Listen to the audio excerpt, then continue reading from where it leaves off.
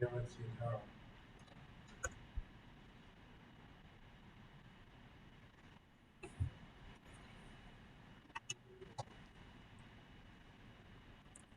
Good afternoon, everyone. I'll call the, first of all, I'll call the closed council meeting to order, and then I'll recess it until after the open and closed general purposes committee.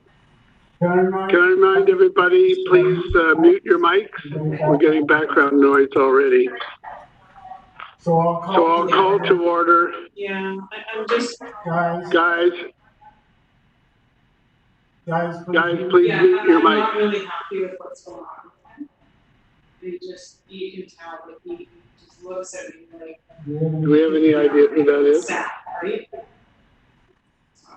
Is that Kim Somerville? Phone Kim, please. All right, folks, we'll call the General Purposes Committee meeting to order. You're off? Okay. All right, we have a motion on the minutes. Moved in second. Any errors or omission? Yes. All those in favor, raise your hands. I have one. Councillor Wolf, yes. Thank you. I had brought this one up at the last council meeting, but on page 15, it was Councillor Steves who was opposed, not me. So I mentioned this at the last time we approved these GP minutes. So there it was Councillor Au and Councillor Steves who opposed the item number 7. Yeah, thanks. Okay, fair enough. Yeah, you did bring that up. Okay, with that change, I'll call the question. All those in favor? Any opposed? Okay, so that is carried. Brings us to item number 1, Translink Emergency Operating Funds. Councillor Green. Thank you. As everybody knows, TransLink is bleeding money, like there's no tomorrow. But we also highly depend on TransLink for getting our frontline workers and our essential workers, our low-income residents and seniors to where they need to go. It's an essential part of our economy and our social fabric. So I would propose that we write to the federal and provincial governments to provide emergency funding for this vital service.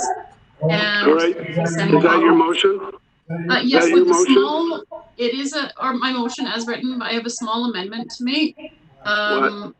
So after the words "to provide emergency operating funds," also add the words "and operating deficit funds." Operating funds are operating funds, no matter whether you got a surplus or a deficit. So I don't think that adds anything, Councillor. Well, respectfully, I did speak with TransLink staff today, and that was a request to make it clear exactly what it is that we're looking for. I repeat, operating funds are operating funds. Whether you're covering a surplus, whether it's for a surplus or for your general funds or for a deficit, you're asking for operating funds to protect vital public transportation services. That's what your motion is. So is there a seconder? So there's a seconder. Anybody want to comment on that? Councillor, I do. Okay, you raise your hand electronically, please, when you want to speak. I did. Councillor, well, it didn't show up, so you'll need to do it again. Councillor McPhail. Thank you, Your Worship. And as you are a representative on the Mayor's Council for TransLink, perhaps you can give us some insight into the work that TransLink has been doing. It's my understanding that after the province announced the BC opening plan, which was around June 24th, that the province was also working with TransLink to address the Transit Authority's financial issues. And I don't think there was an amount that was given, but I understand that they are providing emergency funds to TransLink for that. I don't believe the federal government has, so perhaps that's a point that you could get to. I know that FCM is lobbying the federal government for, I think there's 4 tranches of funding. One of them is for public transit as well. UBCM is also lobbying the provincial government and for funding. So perhaps you can give us an update on the work that TransLink is doing, because I don't know if the motion is actually specific enough, given that it's my understanding the provincial government has been given emergency funding to TransLink. Well, in short, the short answer to your question is the talks between TransLink and the provincial government and the federal government and all the other parties that you mentioned are very far along. And there's no question that this has to happen, because unlike the cities, there's very TransLink's funding is very, very limited. And so, for instance, there's been an extensive brief presented to the provincial government in anticipation of their budget, which talks about this very thing. Certainly there's been lobbying at every end to get operating funds for TransLink. Now, normally the provincial government is pretty loath to give it operating funds, but they just usually give capital funds, and then there's other funding sources that they have. But this is different. And you're right, it started when they were going to go into, what was it, the second or third phase of their shutdowns or their reductions in service, that the province came to the table and said, we'll give you some emergency funds, and we'll continue to talk to you on an ongoing basis for that purpose. So, you know, I have no trouble with sending these various letters, but I have to say that if the process is such that this letter will do much good, we are in real trouble, because it means that TransLink has not been doing its job in working with the other levels of government, and I know they have. There's very extensive lobbying efforts and discussions that are ongoing between the various parties. So your points are well taken, Councillor McPhail. Councillor McNulty. Yeah, thank you. I think Councillor McPhail said many things I would have said as well, so I thank her for that. But we know that transportation is vital to us, and we're talking about emergency funds. I just want to know what the impact, Your Worship, is going to be on the level of service. I mean, it's well to say, okay, well, we need emergency funds, etc. Has service been cut back? And will service continue to have a high standard for our emergency workers to go to and from work, and the general public, and especially those that need it? Many people have benefit, obviously, with no fares, but now we need to get back to normal on it. And I'm just wondering what the impact is in terms of maintaining the standard with regard to frequency and those kinds of things for the various people. It's great to give money, but is the ridership going to, the opportunity for ridership going to change? I can tell you that TransLink is monitoring the ridership very, very carefully, and the phase that Councillor McPhail referred to was when they were going to cut back to bare bones, to just a minimum level of service. And the province stepped in and said, no, we can't have that. That's not adequate. And if for no other reason that when it comes time to get going again, it's going to be too difficult to do so if we don't have a better level of service. But also, it's in response to the needs of the various essential workers that you were talking about, the healthcare workers, the various people who have to rely on public transportation to get to work. You know, they could only cut it back so far. So what the last statistics I saw was that, you know, normal ridership was 1.3 or 1.5 million rides a day. It went down by like 1 million riders, but that was coming up quite nicely. It was double the minimum. the minimum standard by that time. So they are monitoring this very closely, and I can tell you that TransLink is very much alive to the need for the essential workers and others to be to have the availability of public transportation. Well, if the letter will do some good, I thank you for that response, Your Worship, because that is my concern, is the public that need the transportation to and from work or wherever for mobility, whatever they're doing, to and from hospitals, etc., as well as our frontline workers. They should get free transportation continuing up to now, from my perspective.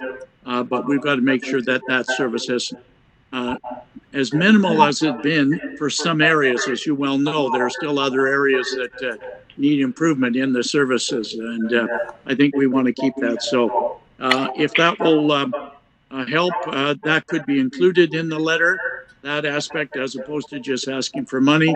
Outline the necessity of where we're coming from, and then send it. As far as I'm concerned, it's no problem.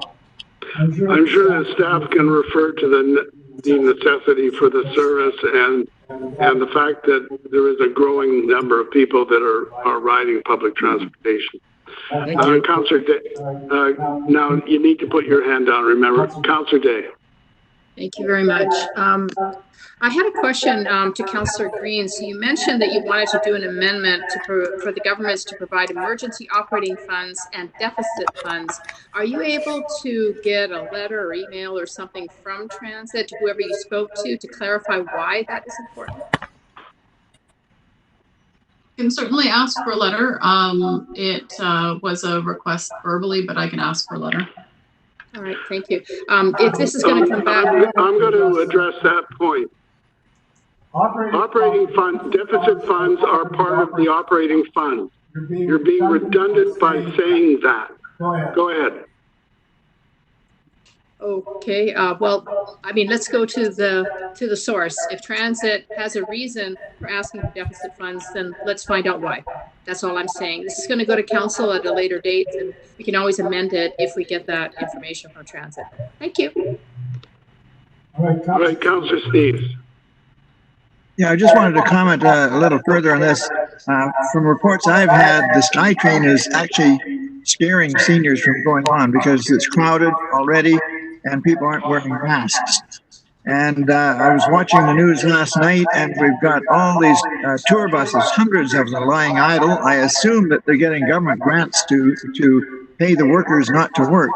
And my thoughts are, I'm just wondering if we couldn't get more buses on the route so that we can actually have people distancing themselves. I certainly don't like taking a bus. I took the 406 a couple of days ago. Actually, it was almost as crowded as ever, and I don't want to go on it anymore when it's that crowded. So I think we need more buses, not less, and it would sure be nice to have the bus route to Vancouver that we used to have, the 496 and all the express buses. And with all those tourist buses from the cruise ships that probably aren't going to be running for 2 or 3 years, if our TransLink and others would take a look at that, instead of giving them money to sit idle, it'd be nice to put the money into public transit and maybe borrow those buses for a while. So that's just a side comment on what we're discussing. Harold, I don't think the problem is lack of buses. Because of the reductions in service, they have surplus for now. They've got surplus buses.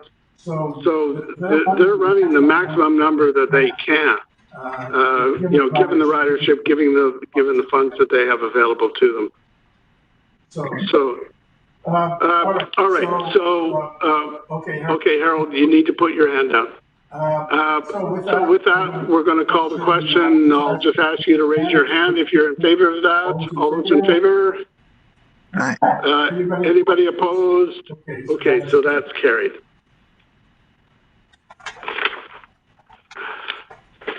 The next item is the update on the City of Richmond COVID-19 economic response and recovery measures. Katie Furland, anything to add to your report?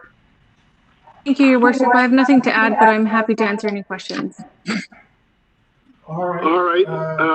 You've got the report which shows the extensive efforts of our economic development people. Councillor Day.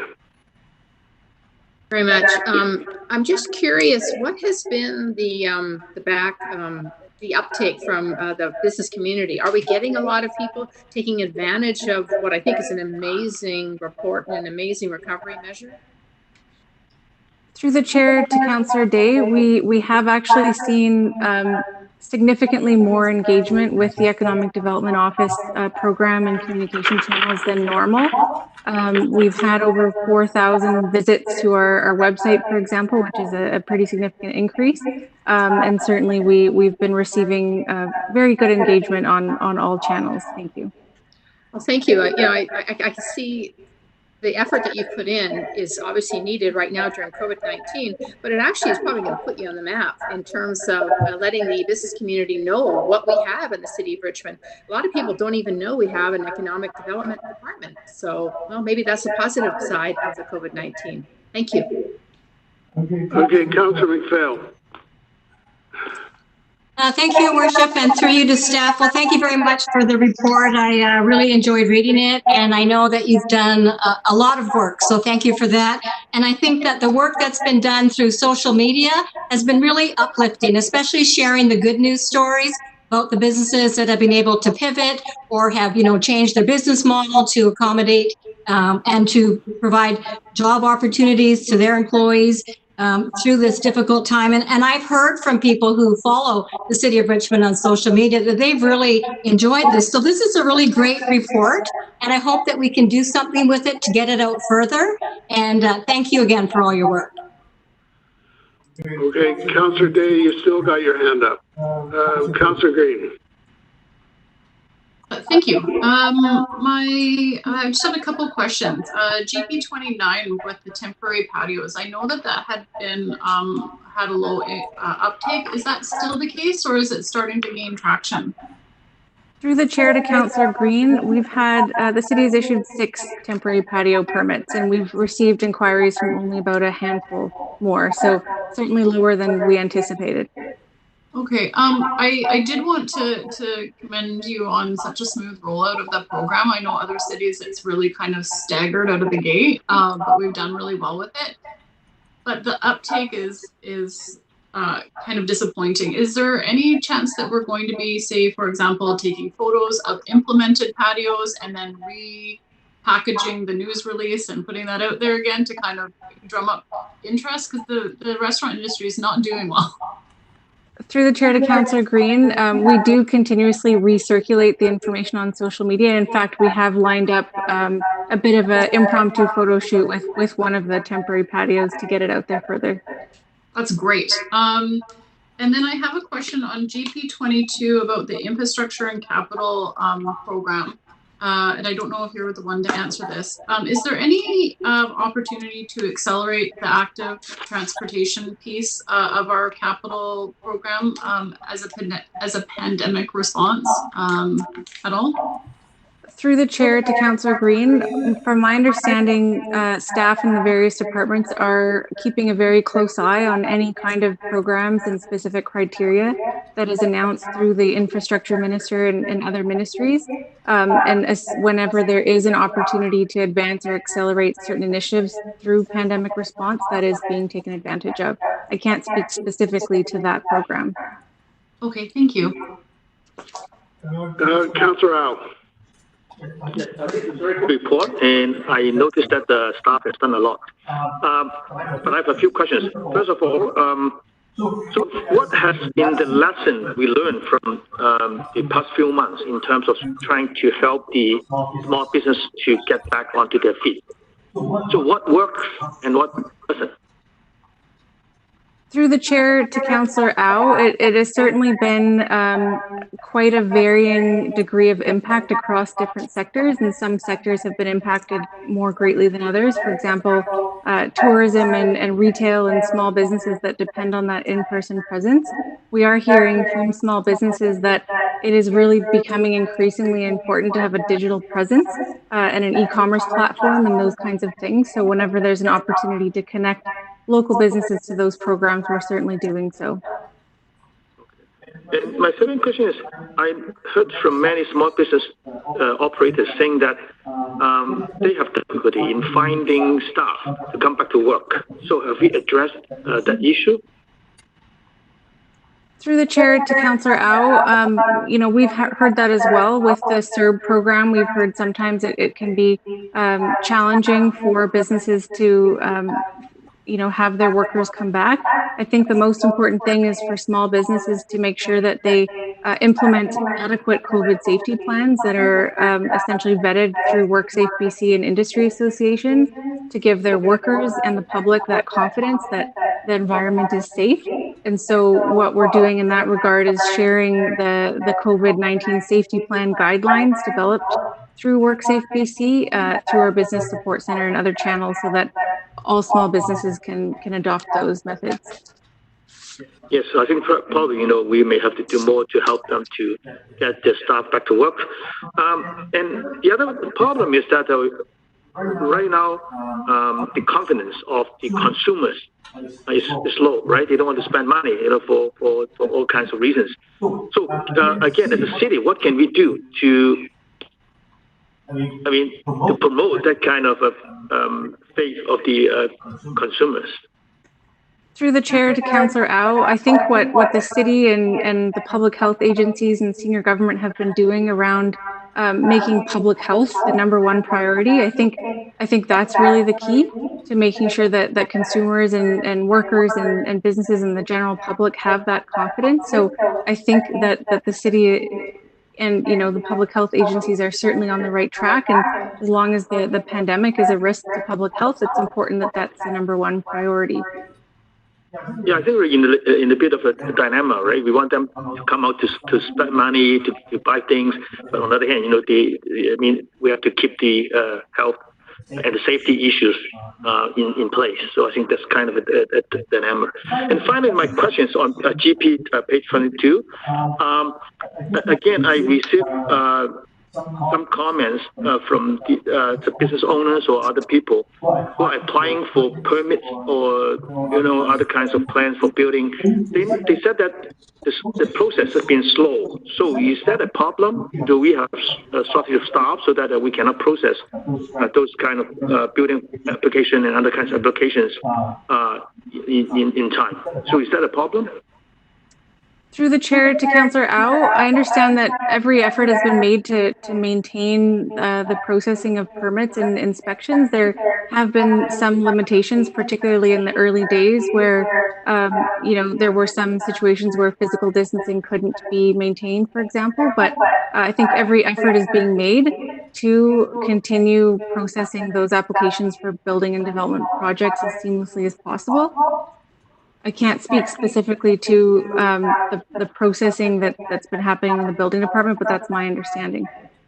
Okay, good. Thank you. All right, I've got Harold, then Michael. Harold? Yeah, I just wanted to comment a little bit on a few things in the report. I was really pleased to see the comments on Skipper Autos and Organic Ocean. These are two new businesses we just brought to Steveston recently as part of what we're calling a food hub at the Steveston Harbour Authority lands. And I think that kind of business has to be encouraged. What's happening right now is that the FAO has determined that last year there was about 135 million people going hungry around the world. Now it's up around 235, and they expect by the end of the year, early next year, maybe up as far as 270 million people going hungry. And even when we get a vaccine and COVID-19, the virus is under control, we're going to be facing a food pandemic for probably a decade afterwards. So I think it's important that we look at how we're coming out of this, not just how we're dealing with the pandemic at the present time, but how what businesses we're going to encourage and how we're going to come out of it. I think it's important that, and I'm sure this will happen, that more people will be working from home. We need to somehow encourage people to use the public transit, even though some of us are scared to death to go on a bus. Electric bikes is another avenue. We're already talking about improving district energy in Richmond. And I think that we should be looking to help small businesses with staycations. We talked about that earlier, about a couple of events at Steveston this year. but at the waterfront. But the BC vacation aspect all the way throughout BC has been a real hit. And I think that we should be encouraging staycations more, so people will come here. And people from Vancouver, even the Lower Mainland, or even the rest of BC, and they'll stay in BC for their vacation, and they'll help our small businesses.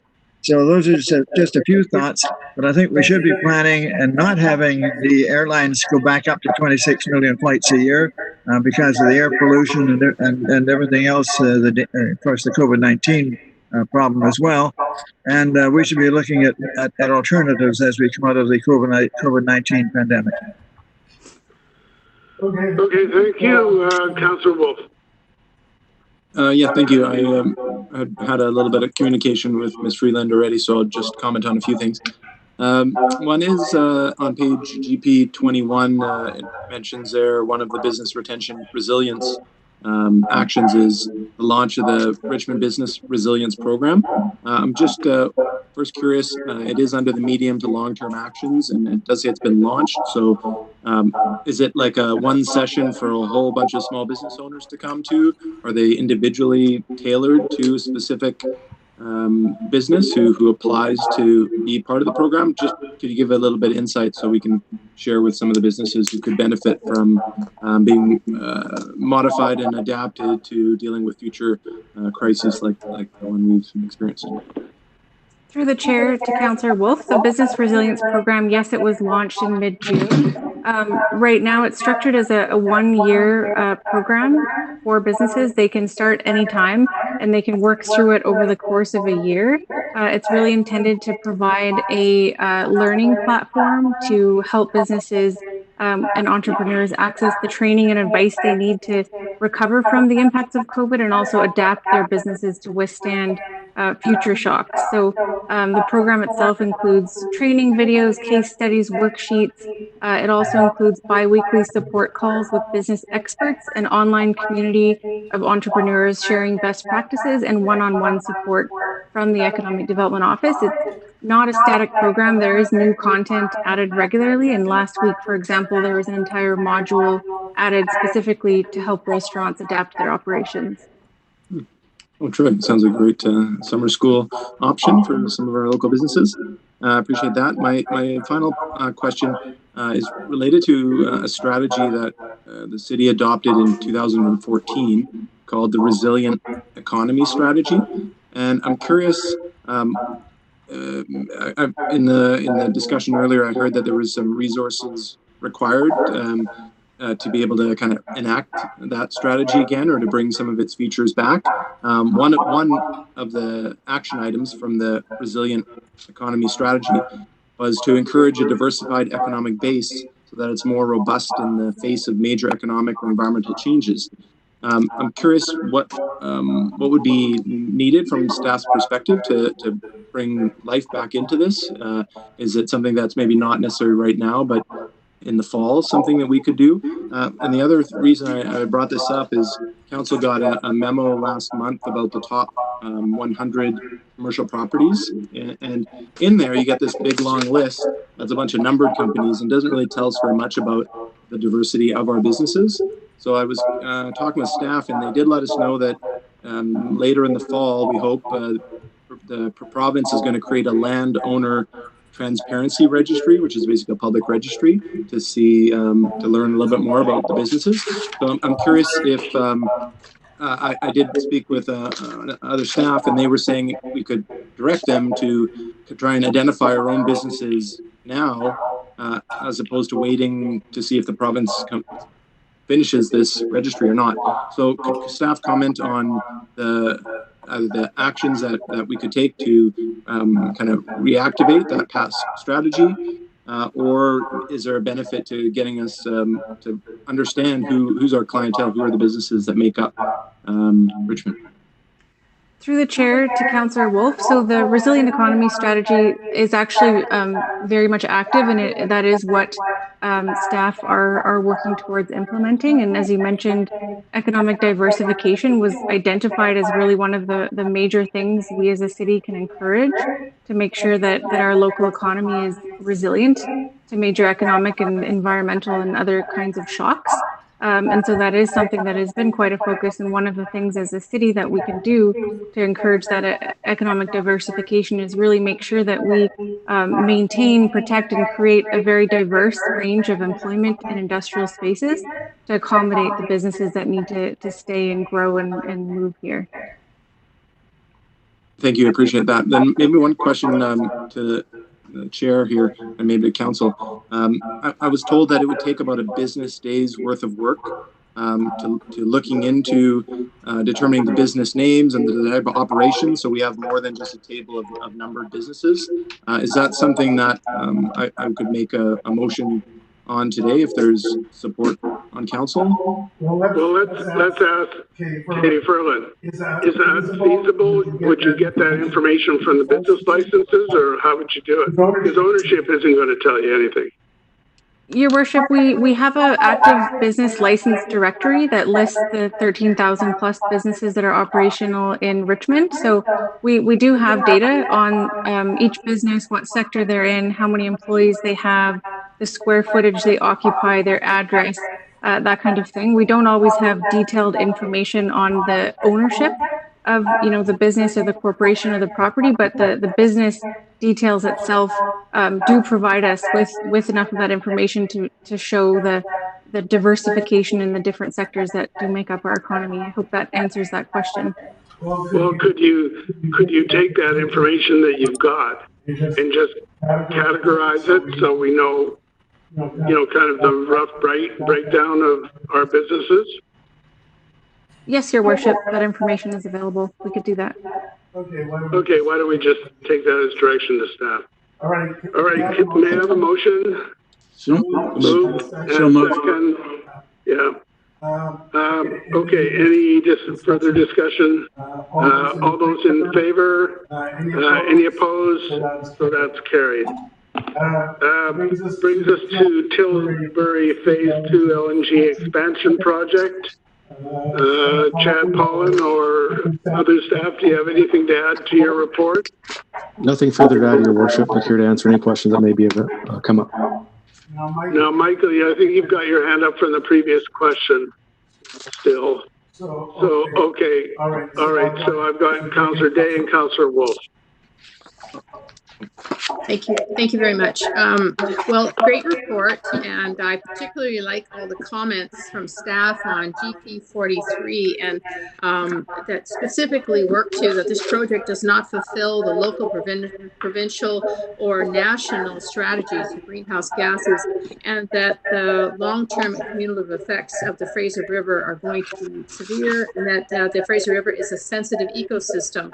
And then I think I agree with staff that the traffic assessment should be done prior to this project, and we need to know, should we be waiting until after the Massey project is finished before this goes through? So I agree with everything that staff have written in the report and what's going to be in the letter to the powers that be. My question is there more that we can do? Because when I look at the map on page GP 45 and see that the LNG is directly across the river from the jet fuel marine terminal and subsequent 80 millimeter jet fuel tank farm, is there more we can do in writing this letter? Through the chair to Councillor Day, this is the stage to do that in, if there is. If council wants to voice additional concern than what's in the report, then this is the time to do it. It's the time in the project whereby the province and the feds are receiving that type of information. So if there's additional comments or concerns or that you'd like to add, then this is the time to do that, yes. The question was, is this an exhaustive list from staff's point of view? Mr. Chair, this is exhaustive as far as our review goes, yes. Mayor Brody, do you think this might be a time to get a meeting with one of the ministers to deal with this? Because, I mean, we are industrializing the Fraser River and putting Richmondites at extreme risk with having the LNG directly across some jet fuel. Surely there's more that we can do to make the ministers understand what grave consequences could happen if there was ever an accident or spill. Well, yeah, UBCM is one possibility, but to staff, are we at the position are we at a time when the input to the ministers is appropriate, or do we wait for further along in the consultation process and then do that? Because I agree that we do want to meet and talk about this. Mr. Chair, if that's the direction right now, then it would be appropriate at this time to do so.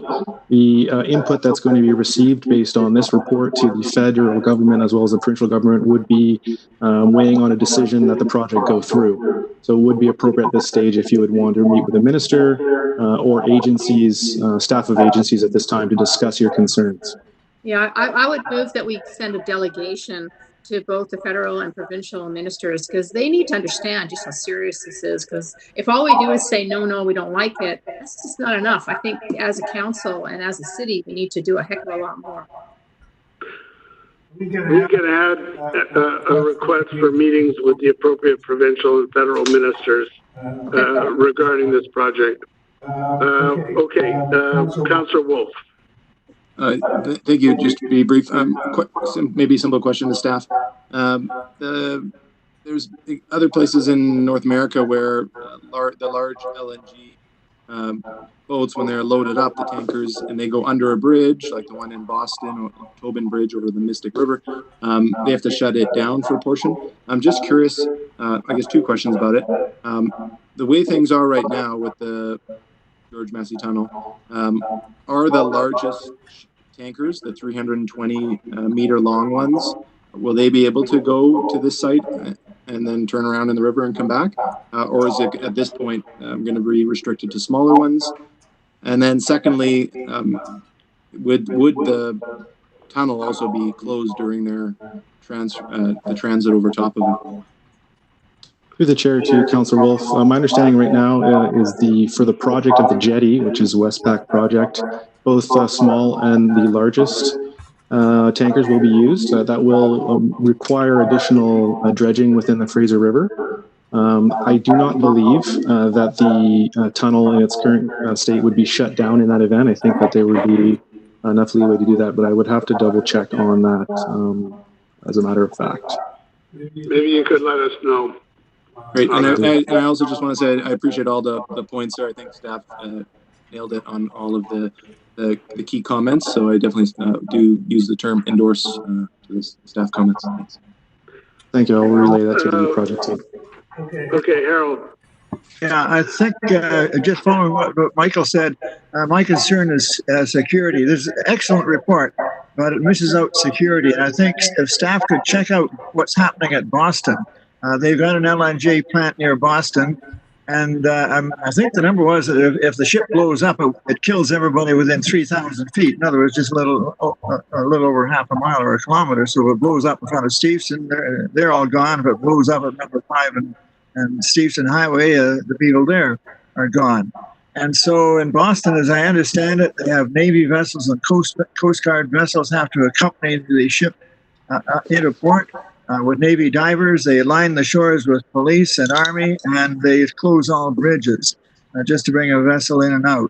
And so that's why in the United States, they don't recommend having LNG anywhere as near where people are living. So you might want to check that out. I read that sometime. I'm not sure where I found it, but this is a year or two ago when I was researching this stuff. And apparently their concern is terrorists and crackpots and that might try to drop a bomb or put a bomb under the hull or drop one off a bridge or something like that. So maybe if your staff could check that out and put something in about security. Right. So if staff could consider that and get more information on that and give us a memo on it. Councillor Green. Thank you. I have a couple questions for staff and a couple comments. My question was about the working group. In the paper, it mentions that we're working group, and then I wanted to know whether it's specific for the jetty or if it's for the overall Tilbury project. Through the chair to Councillor Green, that is in reference to the environmental assessment for the jetty that is happening right now with the Westpac Tilbury project. The stage for this project that the report is referring to is the initial project description phase. So technically, this project hasn't entered into an environmental assessment process yet. So that was a reference to the other one. Okay, and then on GP 43 with the impacts in the first bullet point, I didn't see anything that specifically said economic impacts. It's more generally said community quality of life. But there would be economic impacts, negative ones for the fishery, tourism, and film industries. And so is there a plan on updating this to include negative impacts to the city's economic base? Through the chair to Councillor Green, we can absolutely add that to a bullet for more inclusivity there. Thank you. I didn't see any language that says that we're opposing this project. There's like a lot of negatives and they're very comprehensive, but there's nothing that says we don't want this, it's a bad idea. Can we do that at this stage? Through the chair to Councillor Green, that is your option right now as a council to oppose the project. I would say that there are two sides to the project for consideration. One would be that it would be a security or supply issue for the local region, which would be the storage of LNG. And then there would be a second phase of the project, which would be the export of LNG. So just for your council's consideration on what you are opposing if you choose to do so. I would like to make a motion that we oppose this altogether, if a motion is required on that, that this is the wrong project for here. It's interesting to note that this is going to be 2 times bigger than the controversial wood fiber LNG project. This is absolutely not the right place for this. I did a little bit of research. The SIGTTO, the Society of International Gas Tanker and Terminal Operators, would not recommend the situation siting for this project. They recommend a 3,500 meter hazard zone around the shipping route and the terminal, and that doesn't exist. We have residential and industrial residents around both areas. It's absolutely not appropriate for this facility to be expanding. So I would like to make sure that we are opposing this. All right. I don't have any other speakers for which I'm aware. Yes, you do. My hand's been up. Oh, yeah. Okay, go ahead, Bill. I'm not. Yeah, go ahead. I'm going to support all the comments are there. I appreciate what's on page 43. However, it's a reaction. And I think we need, as it was coming out, and maybe we'll develop a proactive statement of where we are on it. It's great to be reactive to it, but what are we going to suggest? For those that have been watching what goes up the river, the larger vessels have been going up the river for some time. Over the last year and a half, bigger and bigger vessels end up going up the river, even if it's only to the dock at the foot of 6th Road. I think it's important. This issue, Your Worship, actually goes beyond us. It's a whole provincial thing in terms of the health of the Fraser River. We're talking about it down here at the Delta. But my question here, and I'll support everything that's gone on and all the comments gone on, what about the establishments or groups that used to watch this very carefully? It's mentioned that we used to have we used to have all kinds of, we had a Fraser River group watching the river, which we had a representative on. I forgot who was on it a number of years ago. Harold, maybe you can help me out on this. But we had 3 or 4 organizations that looked at the health of and I think that those groups are basically defunct now, and they need to be established, because who is actually looking on it other than the groups that have a vested interest, and the province has kind of gone relaxed on it. So I think there's an opportunity here for us to recommend the establishment of another watchdog on the Fraser River. And I agree, because this is just the start and just the beginning of what's coming down the road.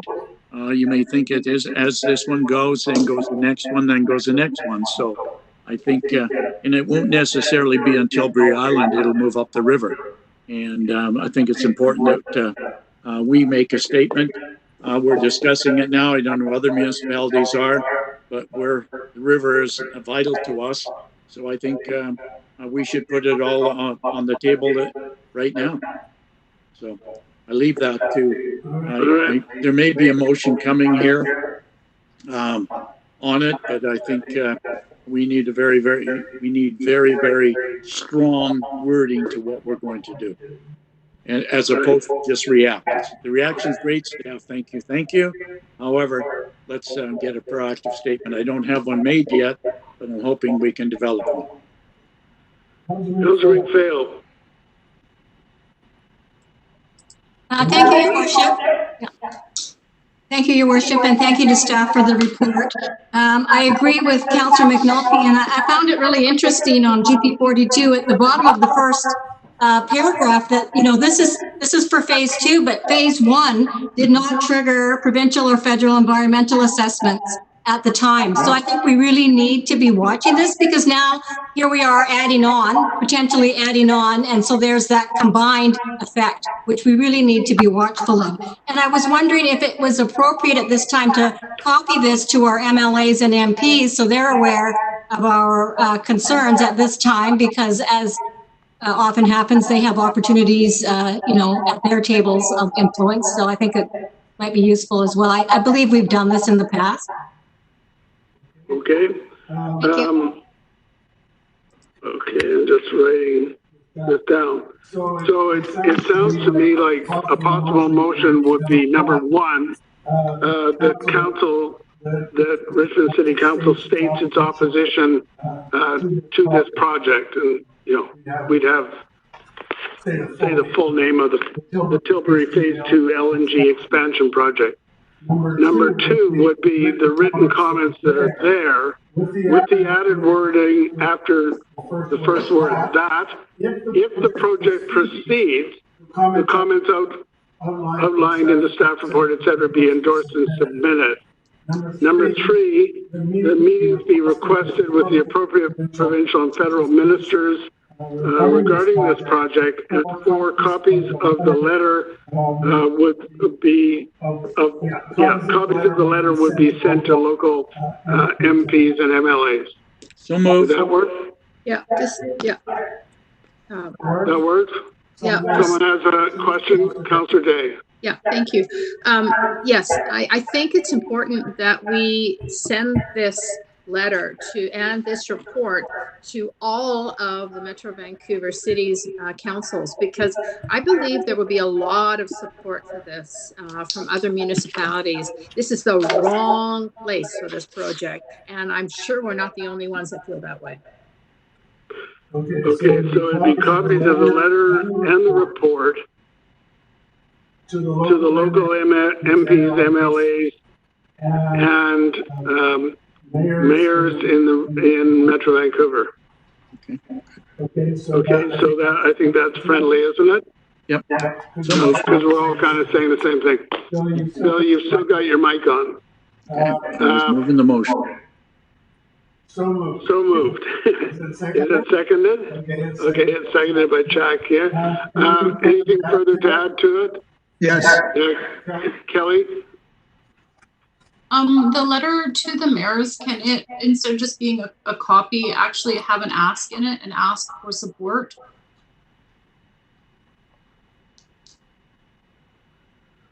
Well, isn't that why you're sending it to them? Well, rather than we can wordsmith the report, but that's why you're sending it to them, with the hopes that they take it forward and present it to the councils and go forward from there. We should ask them to support us and also meet with the ministers and also. Excuse me, Councillor Day. Councillor Green has the floor. I was just going to say, rather than sending it for information, send it with an ask.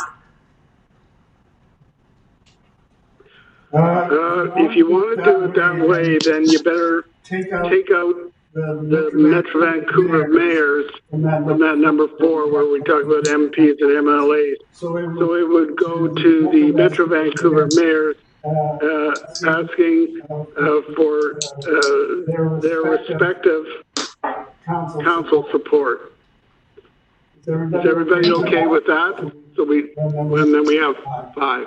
All right. Who else? Harold, you had your hand up, I think. Yeah, I just wanted to back up what Bill said.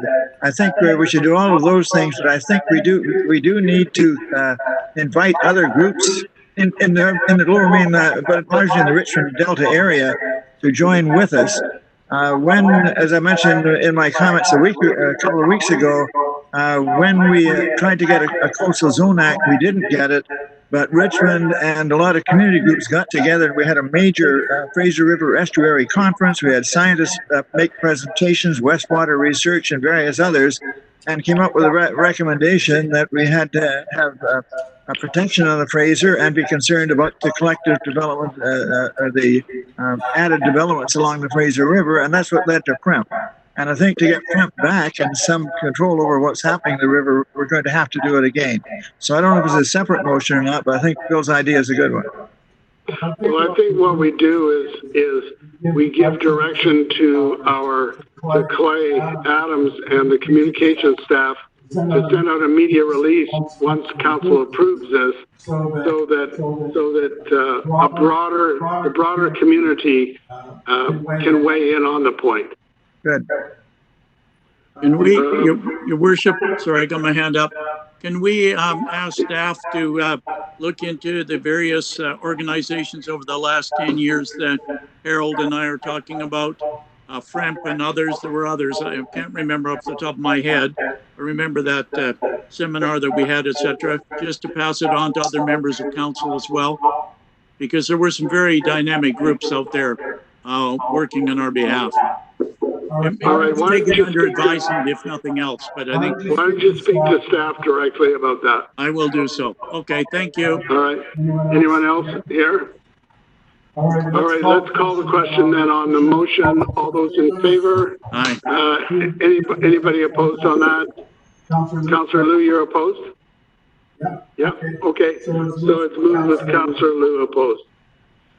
All right. That brings us to the soil use and the placement item. Now, just before we get started on this, we do have the owner wants to have a word with us, and they have a couple of agrologists who may want to have a word. So we'll hear from staff first on this one, and then we'll go to any delegations, and we'll bring them into the meeting. This is the first time we're actually bringing them in live. They're not going to be part of the meeting other than to make this presentation, and they're not going to be on video, so it will be just audio only. All right. So Carly Williams, over to you. Thank you, Your Worship. I don't have anything to add, other than I would like to clarify that the applicant in this case isn't wishing to make a presentation to council. He is making himself available should council have questions. All right. But just so there's bound to be a lot of discussion and comments on this. Can you just give us a capsule summary of what they're asking for? They want to fill their property. Just what are they wanting to do? Thank you, Your Worship. The applicant in this case is wanting to take a field formerly used to farm cranberries, but hasn't been producing cranberries for the last few years. Wants to remove the topsoil that's there, bring in soil from another site that's appropriate for growing vegetables and ornamental trees, and then cover that soil again with the topsoil. The idea being to improve the capability of the land that formerly could grow cranberries, and now they're proposing to grow vegetables and ornamental trees. This property has been owned by this family and this farmer for a number of years. Other portions of the property are actively farmed. And in addition, while there is an ESA portion of this property, none of that portion of the property will be disturbed by this proposed project should it go ahead. The other thing to point out is, as it says in the report, the standard established by the neighboring site, the 6 West Holding site, sometimes called Kavanaugh site, that has formed the basis for all of our projects going ahead in terms of what the reporting requirements are for examination, inspection of all source sites and then an accounting of all loads that come onto the site. So the report in front of council today asks for council's support of what's in front of you and sending it on to the ALC for approval. The one thing that this applicant has offered, which is new, which came as the result of the meeting with the Food Security and Agricultural Advisory Committee, is that the applicant is offering a performance bond to guarantee completion of the farming aspect of the project. So once the soil placement is done, they put up a bond to guarantee that they will proceed with farming this land. All right, I want to go to the delegations. Harold, you've got your hand up. Did you have a question of staff? Or was that from the last one? Your mute is on, Harold. Is it going down? Sorry? Go ahead. No, I'm trying to get it to go down. It won't go down. Okay. All right. Well, you'll have to wave at me when you want to put your hand up. All right. So thank you to staff for that. Obviously, there's bound to be some questions. But did you say that Paul Mahal, the owner, just wants to be available for questions? That's correct. Okay. So we'll bring him into the meeting. Is he in? Stand by, everyone. Just give us a sec. So is Paul Mahal there now?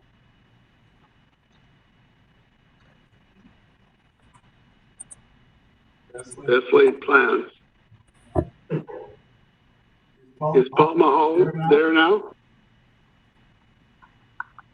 Do you have any idea?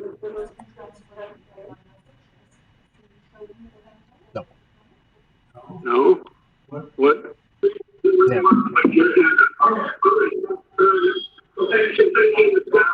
No, just hold it. Who is that that's speaking? Who is that that's speaking? Oh, it's Paul Mahal, the owner of the property.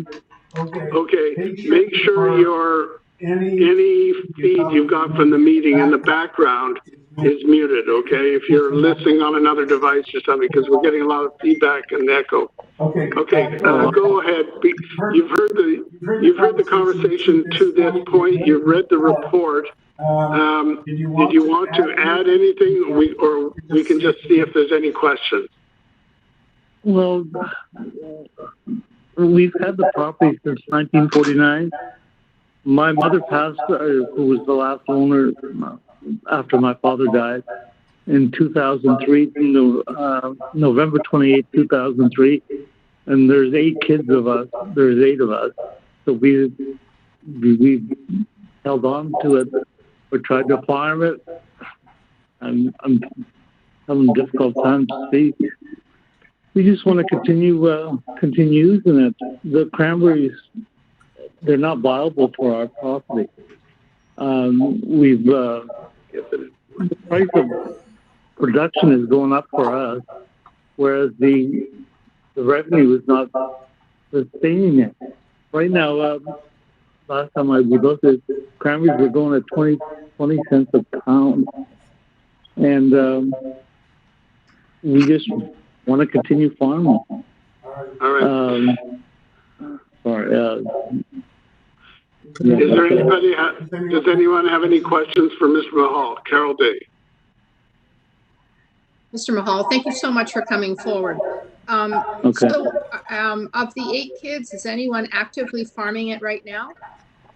Well, my brother was doing the cranberries. Okay. My father started the cranberries, and my brother, after he passed, took it over. And then he continued, tried to farm it as much as he could. But like I said, and more and more right now, farmers are switching over to, they're putting in new cranberry plants that get triple the growth, triple the volume. We can't do that because we had one of the May farmers come over, and he said it's going to cost you $25,000 US an acre. And we figured it's not viable for us. All right. My second question is, so does anyone in the family, are you planning to lease this out for vegetable farming? Because you talked about being up to 22 acres of vegetable farming. That's a big responsibility. Well, I'm ready for that responsibility. So your plan is to farm it, your family will farm it after everything is complete? Yes, sir. Okay. Anyone else have any questions? Me. Councillor Steves and Councillor Green. Yes, I was heard the presentation at the Food Security and Agriculture Advisory meeting. They endorsed the plan, but they did ask one question. I think the answer was yes. That Mr.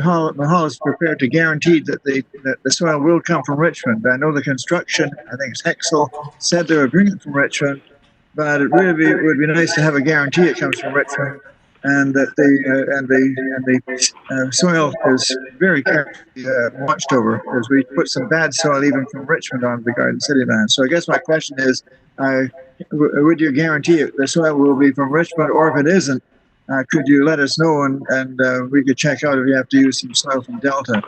The term that the AAC has been using is alluvial soil.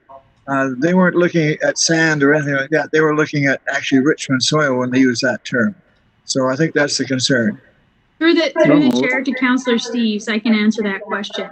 What the applicant has guaranteed, they're going to use Richmond soil where they can, wherever they can. And it depends what sites are available once they get all their permits in place.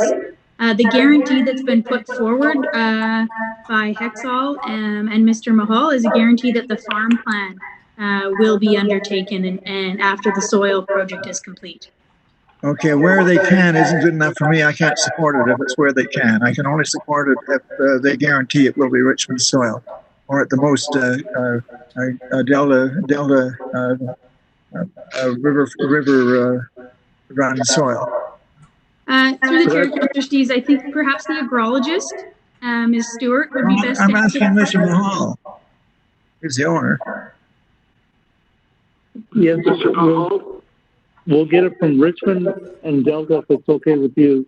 But we'll get it definitely from Richmond. Richmond is the best soil in the province, as far as I'm concerned. All right, Harold, we can add that to the motion. That's what I'd like. Richmond or Delta soil. We've done that in the past with one of the others. Who else? Councillor Green. Thank you. I just had a question of the applicant, because I was looking at the farm plan and noted that there were some, it looks to be dirt bottom greenhouses. Was the plan for the vegetables to be planted in the soil, or are you going to be doing concrete bottom greenhouses? No, the soil. Awesome. Okay, I love that. And also I really enjoyed the fact that you've got very exotic looking carrots and garlic in there. So I hope that pans out for you there. Thank you very much. All right, Councillor Wolf. Thank you. I have a few questions to staff for the most part. First of all, I was not at the Food Security Agriculture Advisory Committee meeting that Councillor Steve was, but in the report on page 54, it says that it was unanimously supported by all those members there that they request that bond to be more about the $400,000 range, which would be the amount made in tipping fees after the upfront reporting expenditures and other things. So that's on page 54 there. So I'm curious if our advisory committee felt 400, where did that number go? I'm willing to support that. And also, just before staff can comment on it, if you just flip the page again and you look at the top of 56, it shows 4 similar types of projects. The amount of soil they're adding as well as the amount of total bonds that they had to make. So if we were to add one more to that list of four, a proposal for this site, it's 110 cubic meters, so it's nearly one of the biggest ones in this list. But right now, it's only at a total of 115,000 in total bonds. So I would see it should be probably more in the 400 plus range if you look at how things run. Let's ask staff. Can you comment on the level of the bond? Yes, thank you. Through the chair to Councillor Wolf, the $100,000 is what the applicant is willing to offer as a bond to the city of Richmond. Those numbers on page GP 56, those are bonds typically required. Those are bonds that have been required by the ALC. So the applicant is willing to give us $100,000 in anticipation of an additional significant bond to the ALC in line with what you see on page 56. And then the last one in that list, the Sunshine Cranberry Farms, it just because the name's Cranberry and this was a former cranberry cranberry farm, would it be like how much of that total or that 500,000 is that just the ALC's bond? That's correct. So it doesn't include the initial. So do you have any idea how much non-ALC bond went to that site, because it was similar in comparison in volume of soil? Through the chair to Councillor Wolf, the city of Richmond, our bylaw only allows us to go up to 15,000. Okay, so and there would have been 15,000. Any voluntary bonds with those ones on that list? Through the chair, no applicant has voluntarily offered a bond to date. Okay, thank you. And then just a couple other questions to staff here. Has it been the city policy to always have the requirement of only scraping off the top 30 centimeters of the former site and then putting it back on top? Or has the practice actually included more than 30 centimeters for other sites? Through the chair, it is very site dependent. I think the agrologist may be able to have a better answer than me, but from what I have seen, it depends on what is on the site and what's usable for them. Okay, I think like the farmer himself said that Richmond has some of the best soils. Well, this is virgin peat soils, and we'll never be able to put this back the way it was. This was created by the natural flow of silt sediment out of Fraser River. We're just asking questions of this delegation. Okay, then I'll end with one question, I guess, then to the delegate. In looking at vegetables that are acid loving, meaning they grow really well in acidic soils, all the way down to a pH of 4.5. You can get things like potato and sweet potato can do really well, and there's a whole bunch of other ones I won't list. Garlic and carrots, not that much acid loving, they're more acid tolerant. So the question is, has anything been even tested on the ability to grow this stuff now? You can add lime and ash to the site and see if you can buffer some of the pH levels. Has anything been tried? Let's ask the delegation. To the delegation, has anything like that been tried on the existing parcel? Are you talking to me? No, sir. So the question is, how do you come, well, let's ask the agrologist that same question. We can, and see what kind of an answer we get. All right, anybody else for this delegation? All right, thank you. We will excuse the delegation and then bring in the next delegation, who is the one of the agrologists, Jessica Stewart. He's still there. What?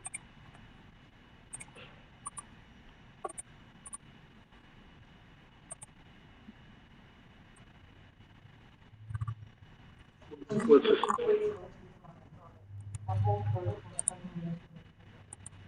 All right, apparently this agrologist is on hold. She'll be in the meeting just momentarily.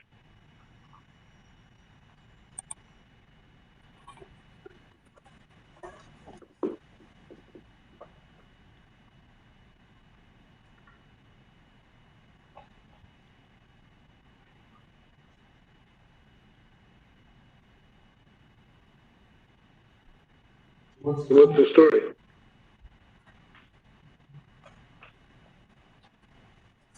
Stand by, guys. There he is. He's there. Sorry, who is? All right, Jessica Stewart, are you there? Oh, hi, I'm here. I'm sorry, who was that?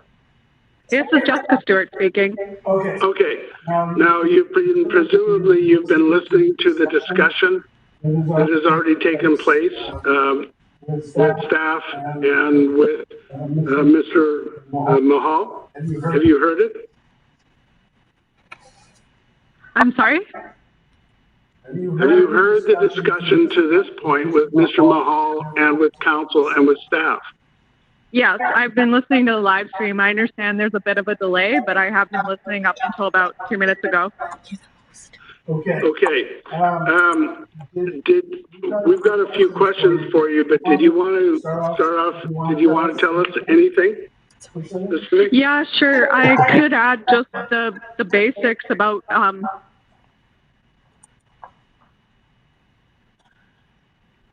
Sorry, you just cut out.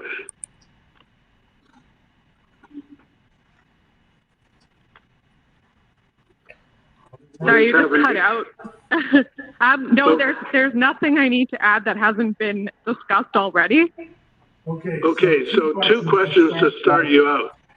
Sure. If there was no fill on this property and they want to grow these vegetables and they're willing to work with the existing soil and buttress it in various ways, is that viable, or do you need to fill it in order to bring this farm plan into fruition? We believe that filling would be a good alternative. The property is on the Fraser River floodplain. It's approximately 1.6 meters above sea level. If Mr. Mahal was to farm vegetables, you're right, Michael, that the acidity could be improved through liming, as well as some of the other limitations we found. There are other limitations, however. The main limitation is excess water. So if Mr. Mahal were to plant vegetables, we strongly believe that there would be potential loss to crops due to excess water. So the soils there are silty clay loams. They have high water holding capacity and they're poorly drained. We found adequate evidence that there is high water tables for much of the year.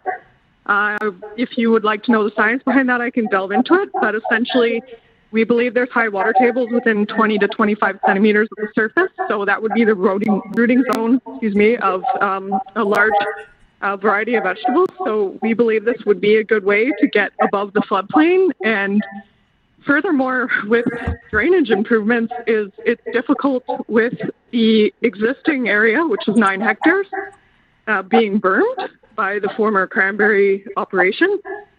Drainage would be difficult, so we have proposed this is essentially a method to get above the high water tables on the floodplain and get us up near the berms. And furthermore, it would improve some of the limitations we did find with dense subsoils and fertility, but the main limitation we're trying to improve here is wetness, and we believe this is a good alternative. All right, the second question is, the amount that's being scraped off is, I think, in the range of 30 inches. Is that enough? 30 centimeters, sir. 30 centimeters. 30 centimeters. Is that enough? Could you go further productively? Is there, scientific reasons to go further? What's the story? So the reason we stripped topsoils, we're trying to preserve that as a growing medium. So essentially, when we did our test pits, we did find there's a fibric peat and a silt loam that forms the topsoil. And it's relatively consistent over the property. It's between 10 and 30 centimeters thick. So we are scraping that much off because we want to preserve that as a valuable resource growing medium. And we're essentially elevating it with a sandier soil we're trying to source. And in essence, we don't want to go any deeper than that because below that, we found a very dense silty clay loam, and that would be detrimental to farming. It's not a topsoil. It's a dense clay-rich soil. So that's the whole purpose of stripping topsoil. Okay, I'll turn it over to council. Any questions? Councillor Day. I've been reading your report and there's a lot in here. It sounds like this new farming adventure would be a significant commitment by the owners. Given that only one of the 8 children who were descendants of the original owners have done any farming with the Cranberry, have you spoken to them about the farm plan and would they have to bring in managers and people to harvest and so on and so forth? I'm just concerned that they might be getting in over their head. That certainly is something that we did discuss when we went through the farm plan. We did actually, when we needed to provide costs of the farm plan, we did discuss if they were to hire outside labor, they would need to attract probably with higher wages. So we accounted for that in the estimate. But yes, you're right. And that's why there's quite a bit of money being directed towards developing the farm, with some of the money coming from the tipping fees. Essentially, it's not going to be cheap, and it's not going to be a low amount of effort. They will need to hire people. Okay. Would you be managing this, or like where does your job end? I am not certain about that. I would have to ask you to refer that to Mr. Mahal. All right, Michael.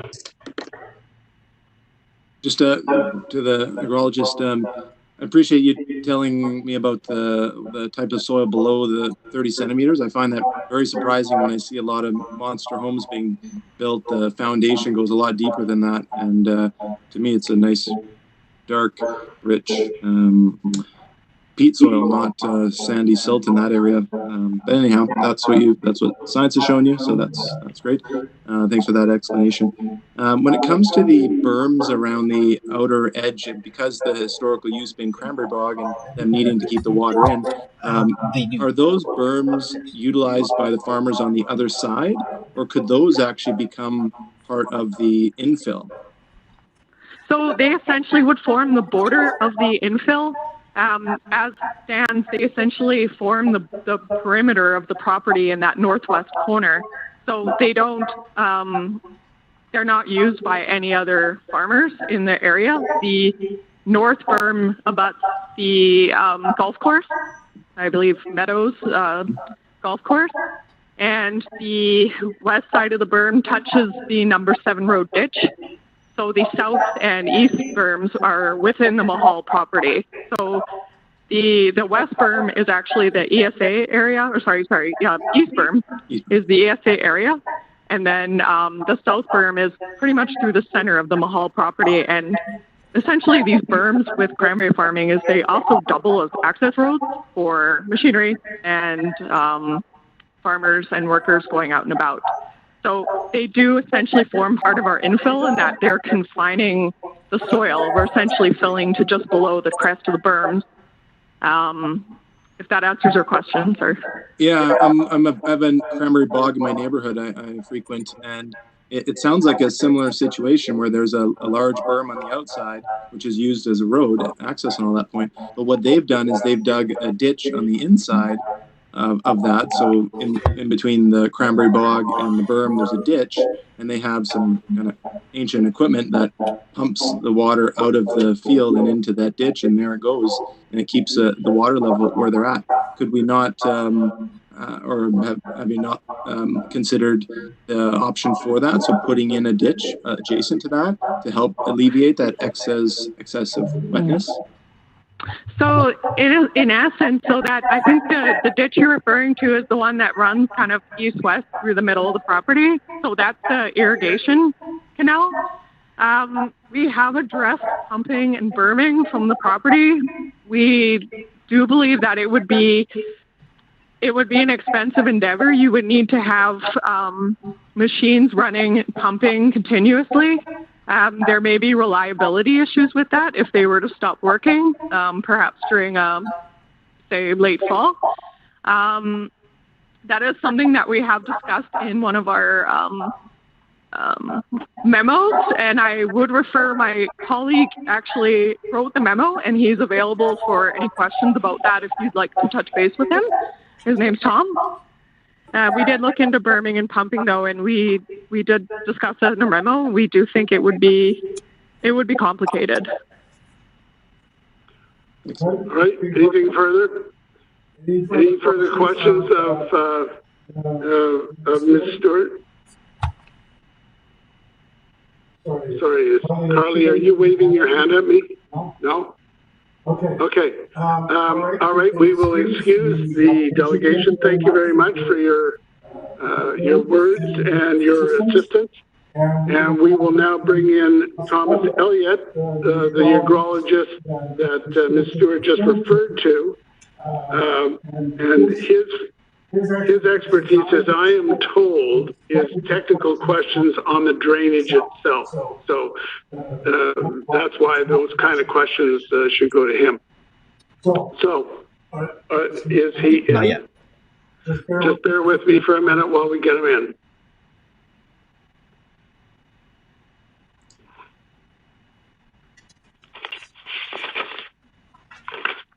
Should be in. I'm not muted. I can't tell if that's her or not. Numbers obscured. There. Someone's in. So what's the story? I am here. This is Thomas Elliott from Madrone Environmental. Oh, yeah, welcome, Mr. Elliott. Have you been listening on the live stream to the discussion? Yes, I have.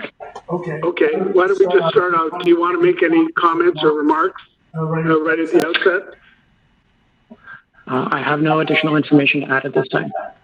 Okay, did you hear the comments, the last couple questions about the irrigation and the drainage that were posed to Jessica Stewart? I did, yes. Can you comment on that? Because I think that's kind of your area of expertise, as I understand. It is, yes. So there are actually two considerations herein. The first is the literal physical challenge of establishing a pumping system that will function 365 days a year, or at least during the growing season. And the second is regarding the issues of water table near surface, because the site is sitting relatively low to the absolute sea level. Now, the first one is fairly obvious in its challenges. You can set up mechanical systems to operate fairly effectively. However, their long-term operation, particularly in an agricultural setting, becomes problematic. Further to which, as much as running a pump can be expensive, the issue surrounding noise from running pumps actually becomes more of a problem for the surrounding and adjacent land uses, such as the golf course to the north. So there are some challenges with that approach, and the least of which is harmonious border interactions between agricultural and non-agricultural land uses that are present there. The other aspect that I wanted to directly address is a matter of regulation. And this has come about through the Code of Practice for Agricultural Environmental Management, which was recently passed by the province. And therein, they have made application of nutrients to areas that have high water table at or near land surface during the growing season to be contrary to the Environmental Management Act Section 6, which is essentially the catch-all for discharging into the environment. And consequent to that regulation, this site would not actually be in conformance with regulation, despite the Farm Practices Protection Act, if it were to pursue field vegetables or other plantings that require fertilization. All right.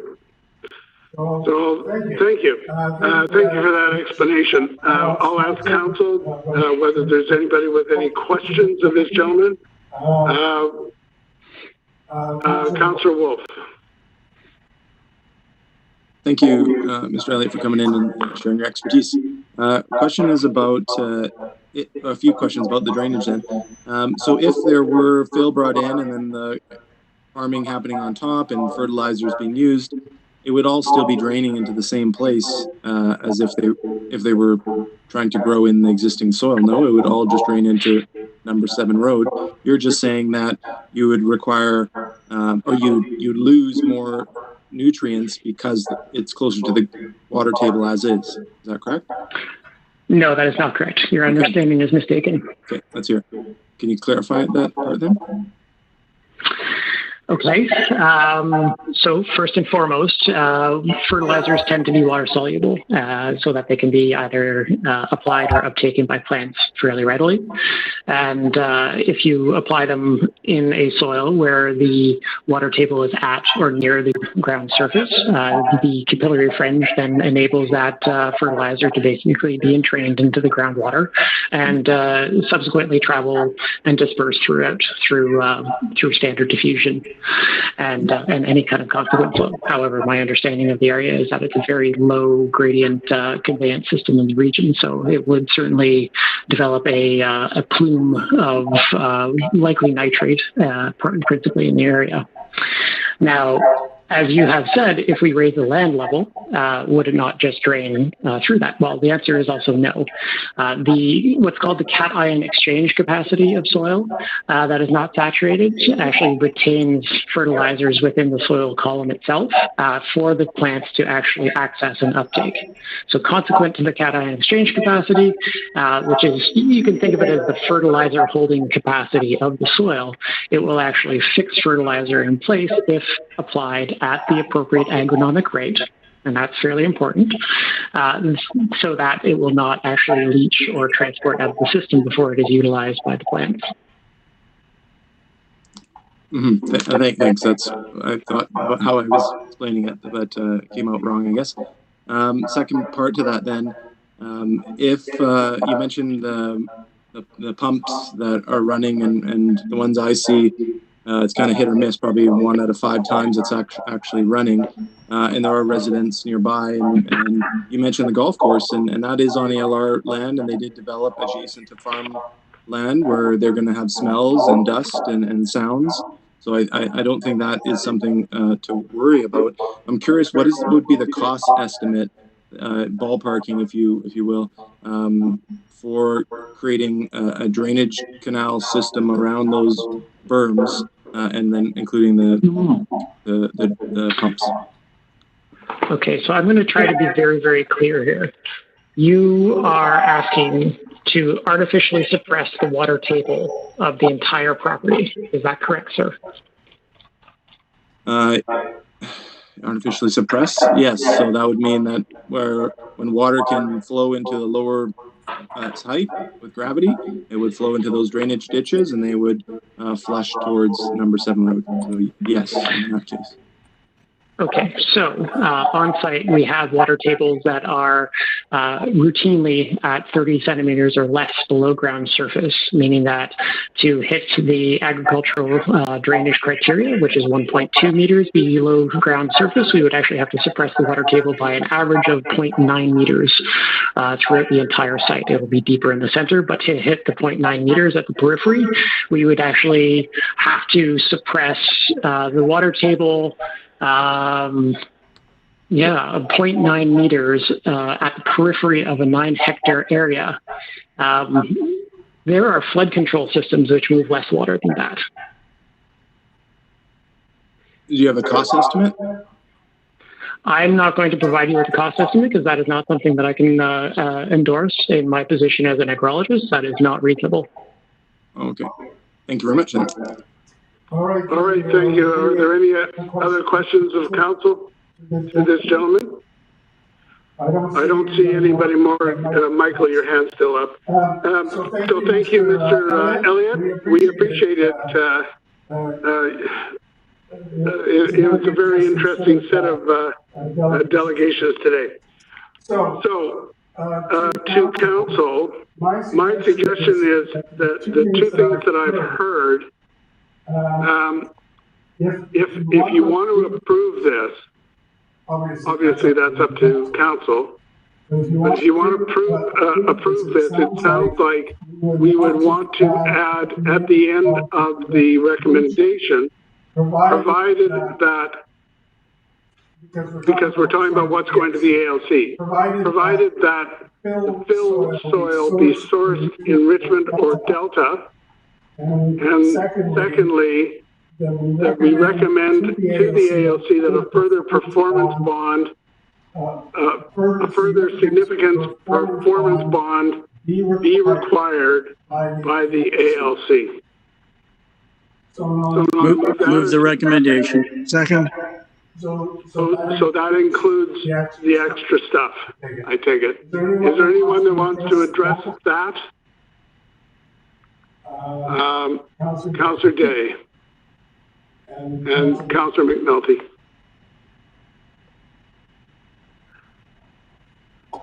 Your mute's on, Carol. This is to Carly. So the report that we just heard about from Tom, the archaeologist, he's actually being hired by Hexel Construction. Have you been working with that company or just with the owner and the archaeologist at this point? Through the chair to Councillor Day, we've been working with all parties involved. Okay. All right. Do you have confidence that the plan in place is workable given the scope of it? And first of all, I asked that question and I have one more.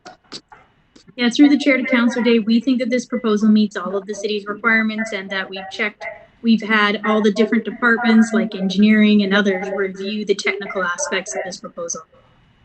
Okay, and then last question is, you mentioned earlier that we can only apply a small bond. If I think I heard you say $15,000. So a larger bond that isn't voluntary would have to come from the ALC. Is that correct? Through the chair to Councillor Day, that is correct. Okay. Well, when we're finished with this, I'd like to make a motion that we look at that. Thank you. Councillor McNulty. Yeah, thank you, Worship. I'm going to support this as a, we've had all the questions answered, and obviously we support agriculture. Just a quick question to Carly. I don't recall when a farmer or somebody who wants to farm a piece of property has ever voluntarily put up a bond, especially a bond of $100,000. Has that ever happened in your tenure here at the city? Through the chair to Councillor McNulty, myself and the soil inspector certainly can't recall this ever happening. And I can't recall it ever, funnily enough. These people have been farming, Your Worship, since 1949. And obviously they're trying to improve it in the dying market of Cranberry. The ALC, I wanted to check your last number, I guess it would be number 3.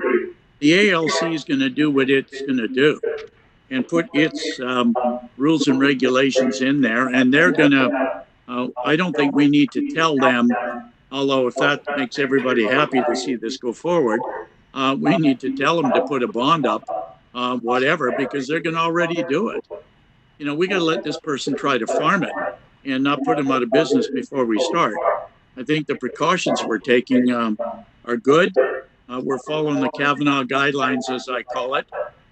And I think we should put it forward and recommend to the ALC that they look at it, because it's only a recommendation that we're giving them. The ALC may turn this down for all we know. We don't know this at this stage. So I'd be in favor of moving it forward. I believe the total amount of bonds is $115,000, if I'm not correct, adding up the bonds that are on page 55. 5, 10, and 100 makes 115,000, and those basically are voluntary bonds before the person even starts. So I'm going to be supporting the recommendation go forward as it is, as you've outlined it, Your Worship. All right. Any other comments, Harold? Yeah, I'll be supporting it as well. However, I think the Land Commission has to make a determination of what kinds of changes they should be allowing in the ALR. What we're seeing is a farmer who wants to adapt the land to grow a different crop, when normally we would adopt the crop to grow on the land. And I think the Land Commission has to decide whether they're going to continue to allow those changes. What we've seen over the last few decades, is we've seen perfectly good vegetable growing land converted to growing blueberries, class 1, 2, and 3 land, and they put hog fuel and other materials on it, peat, everything else to acidify the land and grow blueberries, and change the land from class 1, 2, and 3 to basically class 4. Now we're seeing somebody trying to take class 4 and convert it to class 3. I've got no objections to that as long as it's really good bottomland soil from Richmond and Delta. And but I do question what on earth we're doing here. In my opinion, probably the best, easiest thing they could do would be to do like the farm with similar soil to this on Finn Road, where they have bermed around the field, they have put drainage within the field, and they put a pump that automatically lowers the water when it gets too high. And it doesn't make a lot of noise, and it doesn't run all the time. And so I think that that's another alternative that they could be doing. But on the other hand, I am quite happy if it's good soil to convert it to vegetable growing soil rather than blueberry soil. That said, if you put the pumps in, High on Farm on number 5 Road was the most productive farm in Richmond on class 4 OW soil. So you can grow good food on wet land and peaty land. But I've got no objections to the change as long as the soil is good. All right, thank you, Councillor Au. For this moving forward, but I have a quick question for staff. I want staff to comment on the planning, the farm plan. Now, we know that we want to support the farming and to have vegetables being grown in Richmond. On page GP85, it talks about the business plan, the revenue and the cost. And when I look at GP88, when we talk about the labor cost, the estimate, in the table is only $15 per hour. So I don't know if they have underestimated labor cost so that it becomes profitable according to page 85. So can staff comment on the cost of farming in Richmond right now and whether or not that plan, the farm plan, really makes economic sense? Through the chair to Councillor Au, I think that would be a question that would be suited for the owner of the property. Well, the owner is no longer here, but the ALC will be looking over the farm plan, won't they? Yes, that's what I understand. The staff level, we reviewed the farm plan to the best of our abilities and thought that it was reasonable given the current conditions. All right. Anybody else? All right. Let's call the question then on the motion. All those in favor? Anybody opposed? Just a minute. Carly, get your hand down. So it's carried with Councillor Wolf opposed. And now, Councillor Day, you wanted to have staff look at the size, the potential sizes of the bonds? Yeah, when Carly mentioned that the limit was $15,000, and we were fortunate that this buyer or this farmer wanted to offer a voluntary bond of $100,000. I think we need to reevaluate that and see what's sensible, because we can't necessarily depend on the ALC to always come across with a good sized bond. So that's my question, is whether we shouldn't refer this to staff to review that cap that we have right now. Carly, if you could take yourself off mute. These limits, are they our limits, the 5,000 and the 10,000? Are they our limits? Could we make them higher? Or is there some statutory provision or something that limits it? Yes, thank you. The limits are in our City of Richmond bylaw, and it is something that we're looking at changing. All right, so why don't we refer to staff to look at potential, the size of bonds in relation to soil fill applications. Is that what you want, Carol? Yes. Okay, so that's moved. Is it seconded? It's seconded. Any discussion on that? All those in favor? Any opposed? So that's carried. Okay. That brings us to backyard chickens. So Douglas, we have your memo, and I think your report. What do you want to tell us about? Okay, thank you, Your Worship. The report provides options for council consideration to allow backyard chickens in residential properties. And I have nothing further to add to the report, but I'm open for questions that you may have. I've got a question for you. It relates to this letter we got from a young lady, a 12-year-old lady, who says that her family owns 1,967 square meters of land. So if we preserve the status quo on residential properties, I mean, how rigorously do we examine that 2,000 square, what is it, 20,000 square feet or whatever it is? The chicken complaints is based on complaint basis. So if there's a complaint on a property that has chickens, then staff would investigate whether that property is allowed to have chickens and whether there is a whether it's hygienic and whether it's kept properly, according to the animal control bylaws. All right, but I mean, how rigorously is that measurement made? Do you go out and survey the property or something?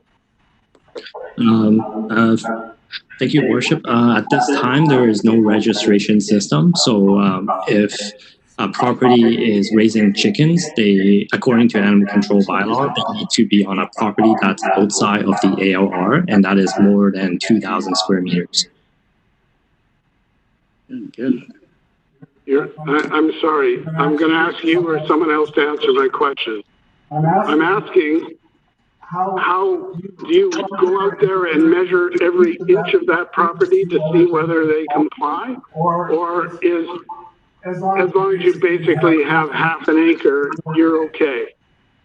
Your Worship, perhaps I could answer that question. It will be something that we would just go with if it's half an acre and it is close enough. And unless we have a complaint, we're not going to go and ask for a survey or go to every square inch measurement. All right. Now, if maybe the planners need to answer this one. Let's say you do that measurement and you come up 33 square meters short or 35 square meters short. What's that? About 350 square feet or something. Could the applicants, the people who have the chickens, could they ask for a variance? Yes. Can some planner answer that question? It's Joe. We would need to confirm this with the law department, but typically we cannot use a variance to alter density, and I think you would be tripping that wire here. So a variance would not be, I don't believe it would be a tool that you could use. Okay. All right. Other comments, questions? And you moved option 2? Okay, so that's option 2 is moved and seconded. But I see Carol's hand is up, and I see Michael's hand is up, and Kelly's hand is up. Go ahead, Carol. Just muted yourself. I will get this. So is this a trial or is this forever, staff? Through the chair to Councillor Day, for option 2, this is an amendment to the animal control bylaw that allows ALR properties that is less than 2,000 square meters to allow for them to raise chickens. So it is permanent if option 2 is endorsed. Okay, and just to be clear, it actually allows for half-acre properties in the ALR or outside of the ALR, correct? Because that's on page GP 194. The motion would entail that any property in the ALR, big or small, can have a chicken coop. And also, just to be clear, detached single family in residential zones outside the ALR would be permitted. Is that correct? As long as they're 2,000 square meters. Half an acre. Okay. Basically. Yeah, so I understand from reading the report that the other cities haven't had many complaints. And of course, maybe people are hypersensitive since COVID-19. My concern is about disease. If we have a problem with disease and quality of life for people living around people with the chickens. I totally support agriculture and I think it's the way to go. But if this goes horribly wrong, and if this is not a trial, this is a rezoning change, what are our options if it just doesn't work out? Through the chair to Councillor Day, the BC CDC had a bulletin that was published in 2015 that's reported avian flu outside of Canada. But in the bulletin, they identify that the risk for Canada is quite low for attracting avian flu. And the risk for avian flu is mostly applies to commercial poultry farming. And the transmission is usually transmitted from farm to farm through the chicken themselves or through the equipment. So for having backyard chickens in own property where chickens are generally kept within the property, the risk is low in that aspect. Okay.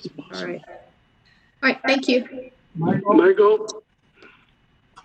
Yeah, thank you very much for bringing this report back in a very timely manner.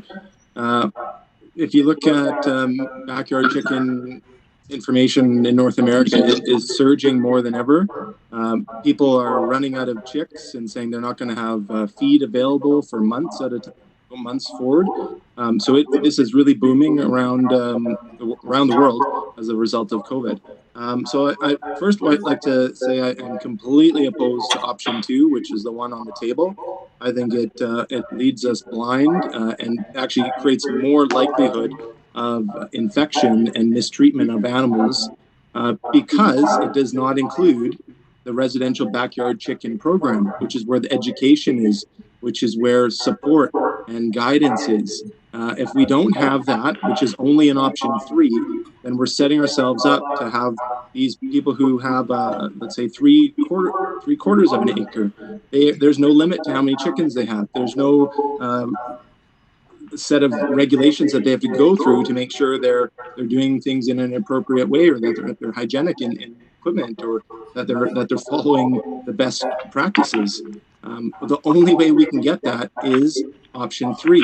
And if we can now have to vote down option 2, then bring option 3 back on the floor with amendments, I think that's what's going to be best for us, because in option 3, where we can, one I guess complaint I have with option 3, which I'll just say it now, is it doesn't have parcel size.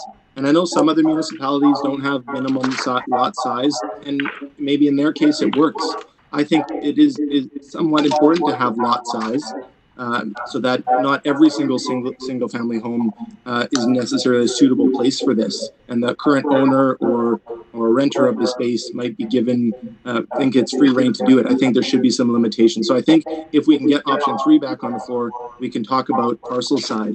We got that letter written to us from the young lady just 20 minutes before this meeting started. Not everybody read it, but I can assure you there's other situations just like that in Richmond. There's people who are, because of they're slightly below that property size, and Mr. let us know that there is going to be issues if people try and ask for variances on that. So looking through the report, it's great. It highlights, you know what, this matches our language in the OCP. This matches the Richmond Food Charter. This is for food security. This is for sustainability of the individual. One thing I feel this report was lacking, and it had some attachments, but I think the fifth attachment should have been the benefits list, because we have one all about the risks and the negative effects that it could be. But there are so many positives to keeping chickens and to having people learn about agriculture. I think we're going backwards if we keep option 2 on the floor for much longer. One hen can produce 530 eggs in a long lifetime. That's 2 or 3 times the omega-3 fatty acids. That's a third of the cholesterol that you get from the typical eggs.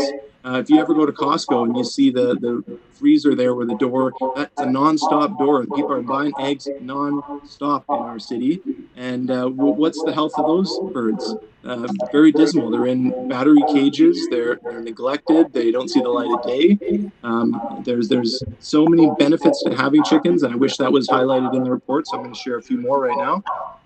It's not just the fact that they lay eggs, but they're a pet. They're a viable option for someone to have as animal affection. I would much rather have neighbors with chickens than someone who's got a loud, obnoxious dog that barks continuously every time it hears anything. And also, dogs can kill people. Chickens don't kill people. Maybe the viruses that they host, but salmonella can come from many sources. You open up a bag of spinach from the grocery store and you can get your salmonella that way as well. I think part of what COVID has shown us is that we need to be resilient for food disruptions. If you remember the first few weeks or middle of March, people were buying like crazy because they realized that's the only place they can get food from. But once people start to grow food in their backyard or have family friends that can connect with agriculture locally, they calm down, they lose that sense of anxiety, and that's a benefit from this as well.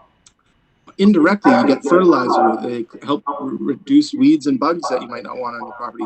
Instead of hauling all our green waste away in those green bins and trucks barreling down the road with diesel, we can put some of that right back into our yards if we have chickens. So just in closing, a couple more things here. In the report on page 195, I also just wanted to share, I do value that in option 3, there'd be a minimum of 2 chickens and of hens and a maximum of 4. So I do value the numbers that were chosen there. I would actually hope to, if we were to get option 3 back on the floor, argue both those numbers to go up. For the sheer reason of social animals, do better if there's not just one other that you have to be friends with. If there's more, I've seen chickens and they're in little groups, and having 2 is not necessarily the way to go. Lots of the research is saying 6 should be the minimum, and therefore I would think the max should be closer to 8, which is like some of the neighboring municipalities have, like New Westminster and North Vancouver, the city. They both have a maximum of 8 hens allowed. So those are some of the complaints I have. Oh, sorry, one other thing maybe staff can just ask, because I might not get opportunity again if we don't get option 3 back, is the $50 annual licensing fee. So this is on page 195 in the table. Only North Vancouver District has a fee. I'm not saying I don't support a fee. I think fees are good. They help keep people accountable because they've made a commitment with their dollar amount. But how did staff come to the $50 annual licensing fee? Yeah, I'll leave that question. Through the chair to Councillor Wolf, staff kind of prospectively proposed an annual fee of $50 to be similar to around dog licensing fee. Okay, great, and I appreciate that. That's, I think, part of what our animal control bylaw website should help to branch out. We're not just about dogs when it comes to animal control. We need something for cats. We need something for chickens. And we're talking about backyard chickens now. Okay, so I'm going to fully oppose this option 2 when I get the chance to. Thank you. Councillor Green. Thank you. I also oppose option 2 because it does not provide comprehensive backyard chicken regulation. I'd I'd very much like to see option 3 with some amendments come back to the table. Option 2 doesn't provide any of the things in attachment 2, which is attachment 3, mitigating all of the possible downsides of having neighborhood chickens. So some of the downsides were identified as risk of abandonment, risk of unhygienic housing conditions, communicable diseases, increased noise, risk of pests and predatory animals. And all of those things can be mitigated through bylaw and regulation, and they aren't going to be in option 2. So when we have a residential backyard chicken program as proposed in attachment 3, including setbacks, which I think are really important. The last thing you want is somebody shoving their chicken coop right up against the fence, against your backyard, right? So when we can have these things in bylaw and regulation, then we're going to have a much better program where we're not going to have residents angry and upset because their neighbors have chickens. So I really want to encourage everybody to vote down number 2 and bring forward number 3, and we can amend as necessary, but we really need to get that forward. Based from the report itself, option 3 fully supports Richmond OCP section 7.2 and the Richmond Food Charter. Further, the negative impacts to the City of Vancouver, City of Surrey, District of North Van have been minimal, particularly when they're supported by this comprehensive bylaw. And so I'm really confused why we wouldn't be going forward with option 3. The second to last paragraph is that if we were to bring this forward, we would consult with residents, food security and ag advisory, coastal health, animal protection, and other stakeholders. So this is the more comprehensive, we're doing our job well option. Harold.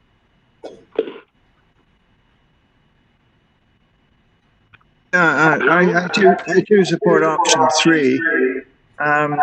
Option 2 actually changes nothing because that's exactly what we've got now. Our present bylaw is illegal and simply makes it legal by exempting the properties in the agricultural land reserve. But they're not covered by our bylaws anyway because they're under the Right to Farm Act. They can already have chickens. So we're really changing nothing. We're just maintaining the status quo. The reason I support option 3 is that where it's been tried, it works.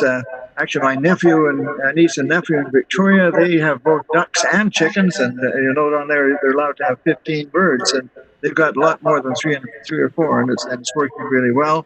I think that 2 to 4 is good.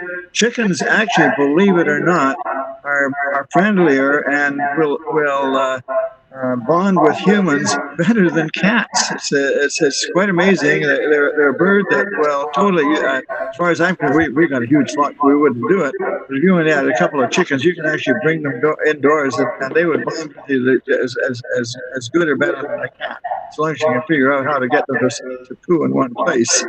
But they're not very well toilet trained. But they offer no problem. The ideal in the coming food pandemic would be that everybody would plant a victory garden in the front yard, and they'd have chickens in the backyard, and they'd have fertilizer for the garden. The solution to the previous debate in terms of fertilizing, I didn't want to raise this at the time, but to fertilize fields in the bog area where the nitrogen doesn't leach away, is to use chicken manure because it bonds with the soil and stays rather than being washed into the river, and so or cattle manures. And so that's the solution if you want to make sure that you're not polluting the environment around you. You have animals and you have plants, and the waste materials from the animals fertilizes the soil for the plants, and you've got a complete cycle. And I think really that's what we should be promoting. Hey, Linda.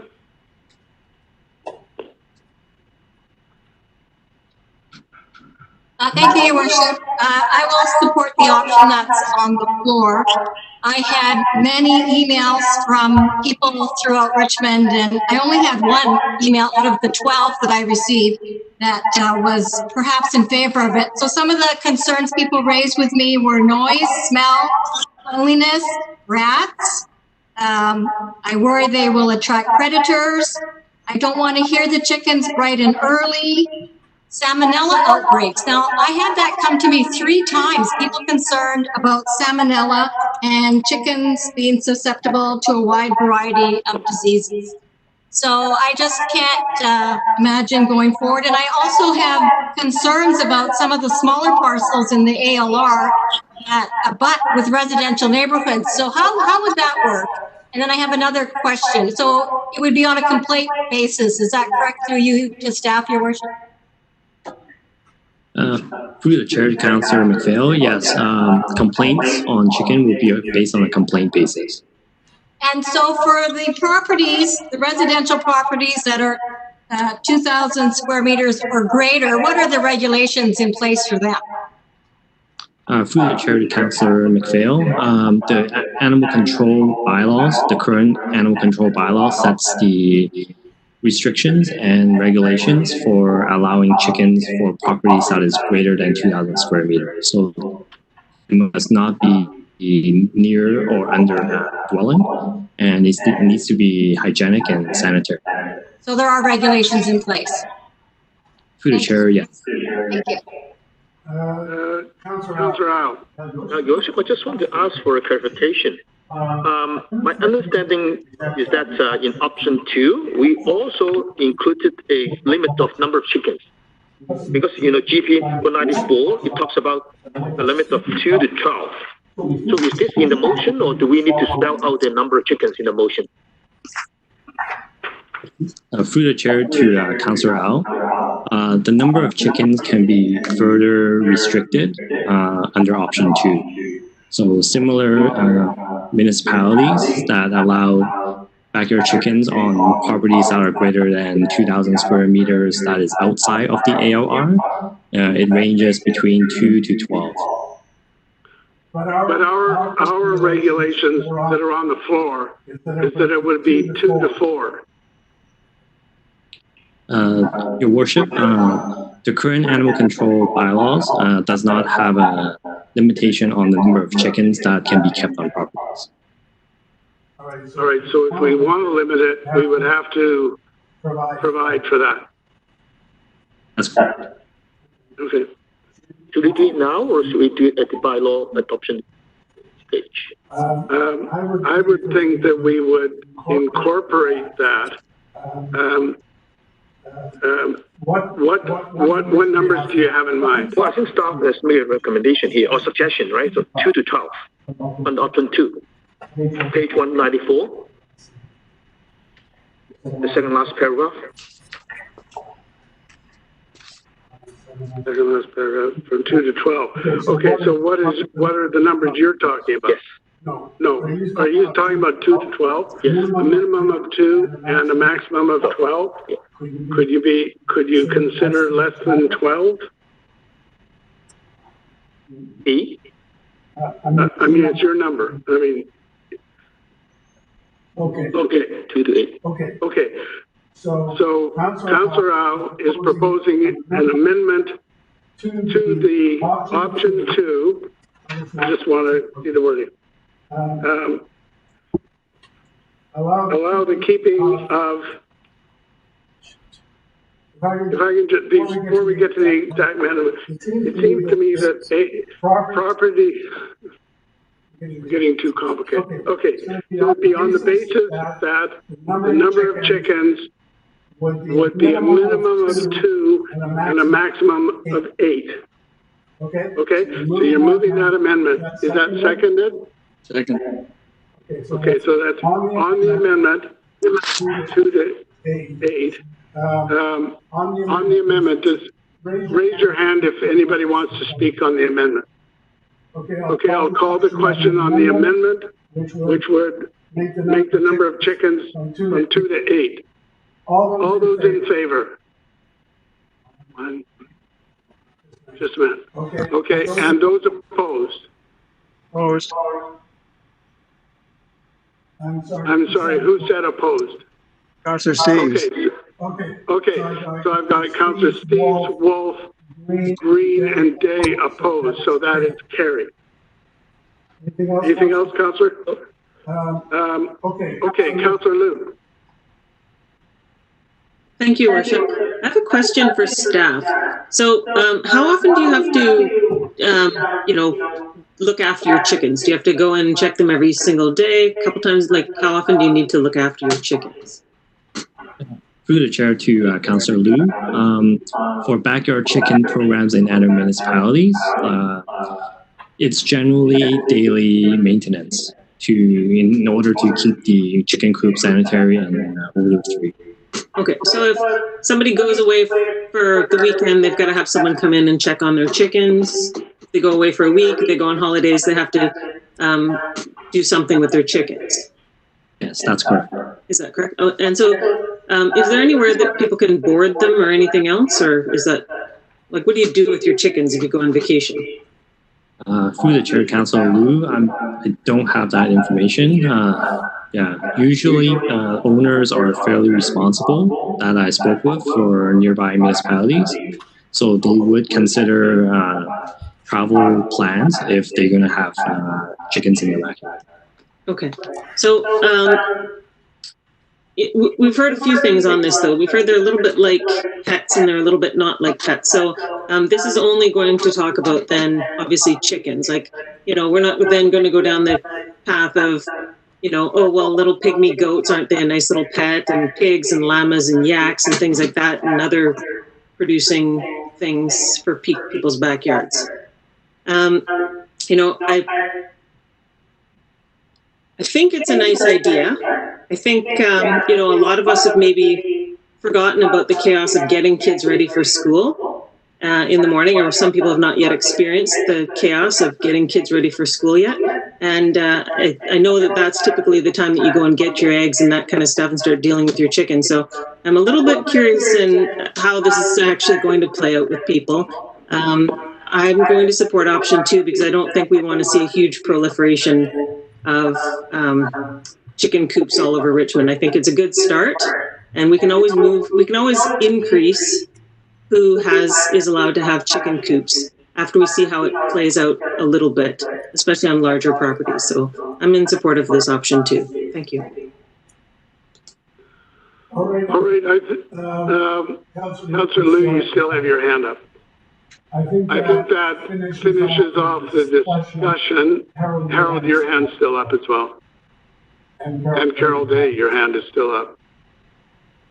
You're still waving at me. Yeah, I'd like to ask a question, please, of staff. Go ahead. So on page GP 203, we have a pretty intensive chicken program. Can that be applied to all of the options? Or would it naturally be? Through the chair, Councillor Day, the attachment 3 on GP 203, this only applies to option 3, where there's a residential backyard chicken program. So is there any reason that this attachment, that this chicken program and bylaw provisions could not be applied to option 2? Through the chair, Councillor Day, yes, attachment 3, the programs can be applied to option 2. But there's approximately 85 properties that falls into that category. Okay. I think we should apply best practices to any option that we choose.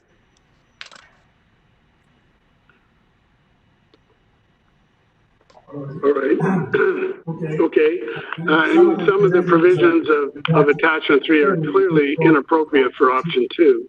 Parcel size, no minimum parcel size. Okay, I'm going to call the question then on the motion. That is as amended to make the number 2 to 8. All those in favor? Okay, and those opposed? 1, 2. Okay, so that is carried with Councillors Wolf, Steeves, Green, and Day opposed. Okay. So that brings us to the Eastern Tram feasibility study.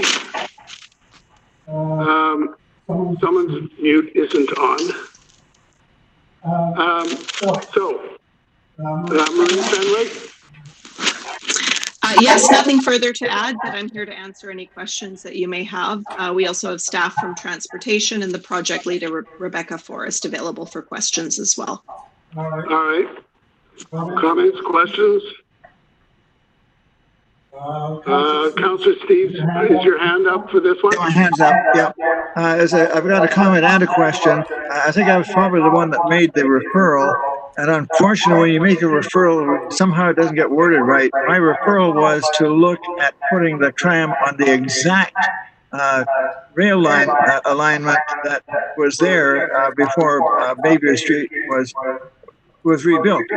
And that was the original line that went to the Gulf of Georgia Cannery, and that wasn't considered. It's the grassy lawn area that's on the north side of Bayview Street between the restaurants and Bayview. I've got no objections to doing nothing. I think it's something that right now it's not a time to start linking tracks and restoring the tram any further.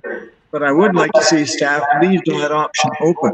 It would just be a one-way track the way it was for 100 years, or actually 50 years, I guess it was, where the tram would stop at number 1 and Moncton Street to let passengers off, but it had a baggage car that went on to the Gulf of Georgia Cannery to load cases of salmon.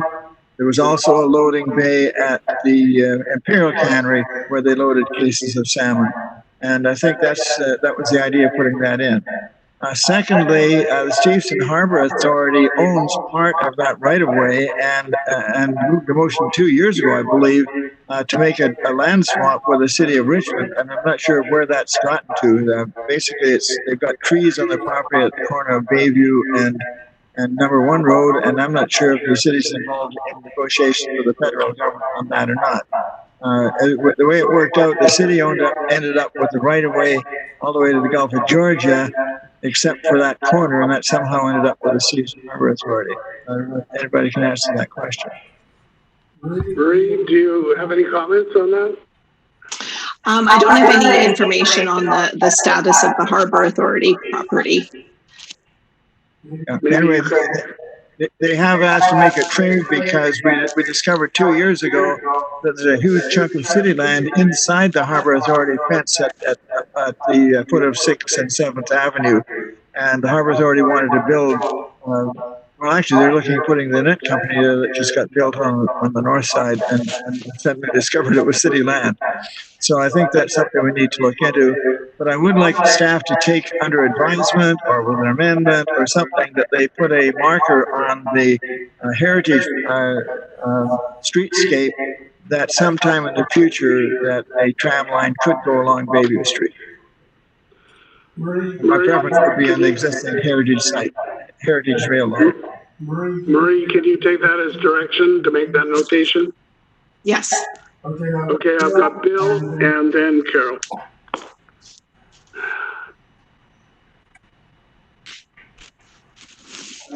Bill, you've got to unmute yourself. Harold, put your hand down.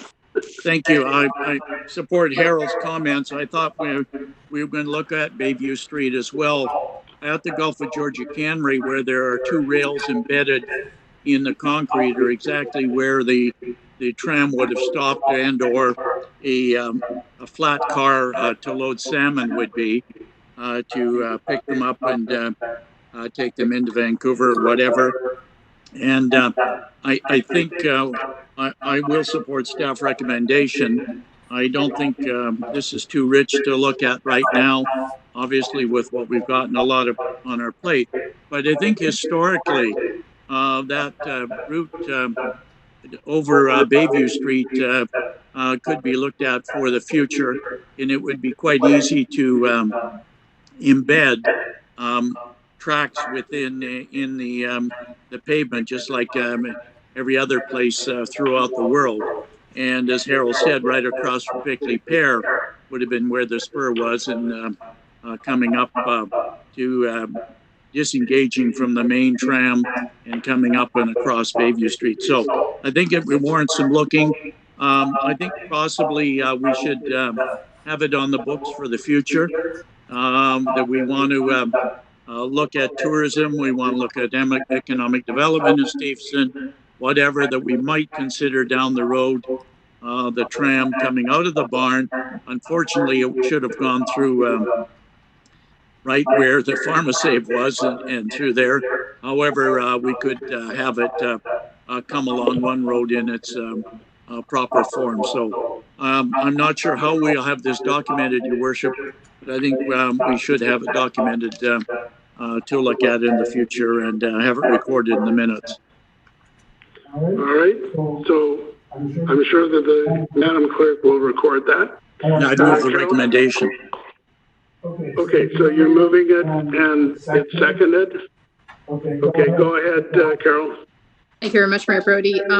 First of all, I really appreciate the report. We want to make the most out of this valuable asset, and I think staff have done an excellent job. When I read that it was basically restored for the purposes of static display, it didn't really make sense to try to get it to run up and down Bayview. I mean, we would have to remove the frame, the wheels, redo the electrical, and basically rebuild the entire tram, undoing some of the work that had already been done and putting it back again. And the new replica tram at 2.5 to 3.5 million is also, that's a large amount of money. And then the cost of the track, which surprised me on GP 213, where it says it's going to be between 3.6 to $12 million. So to me, it doesn't make sense to go down this path. I think it's really, really good that we researched it, and I thank staff for all of that. But and I will be supporting the motion as is on the table, but I think we need to go in a little bit different direction.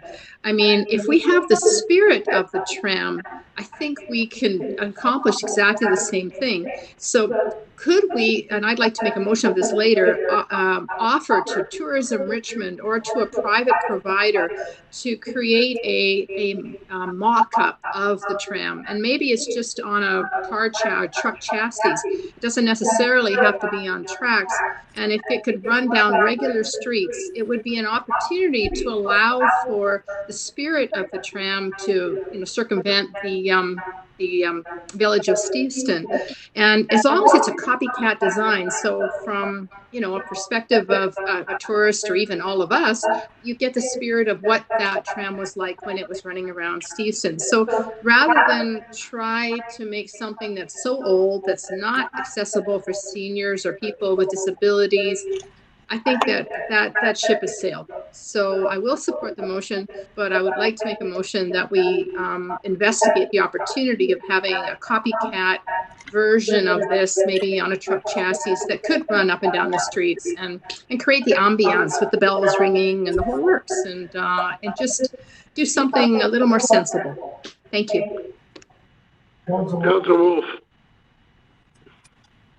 Yes, actually, much in line with what Councillor Day was just mentioning.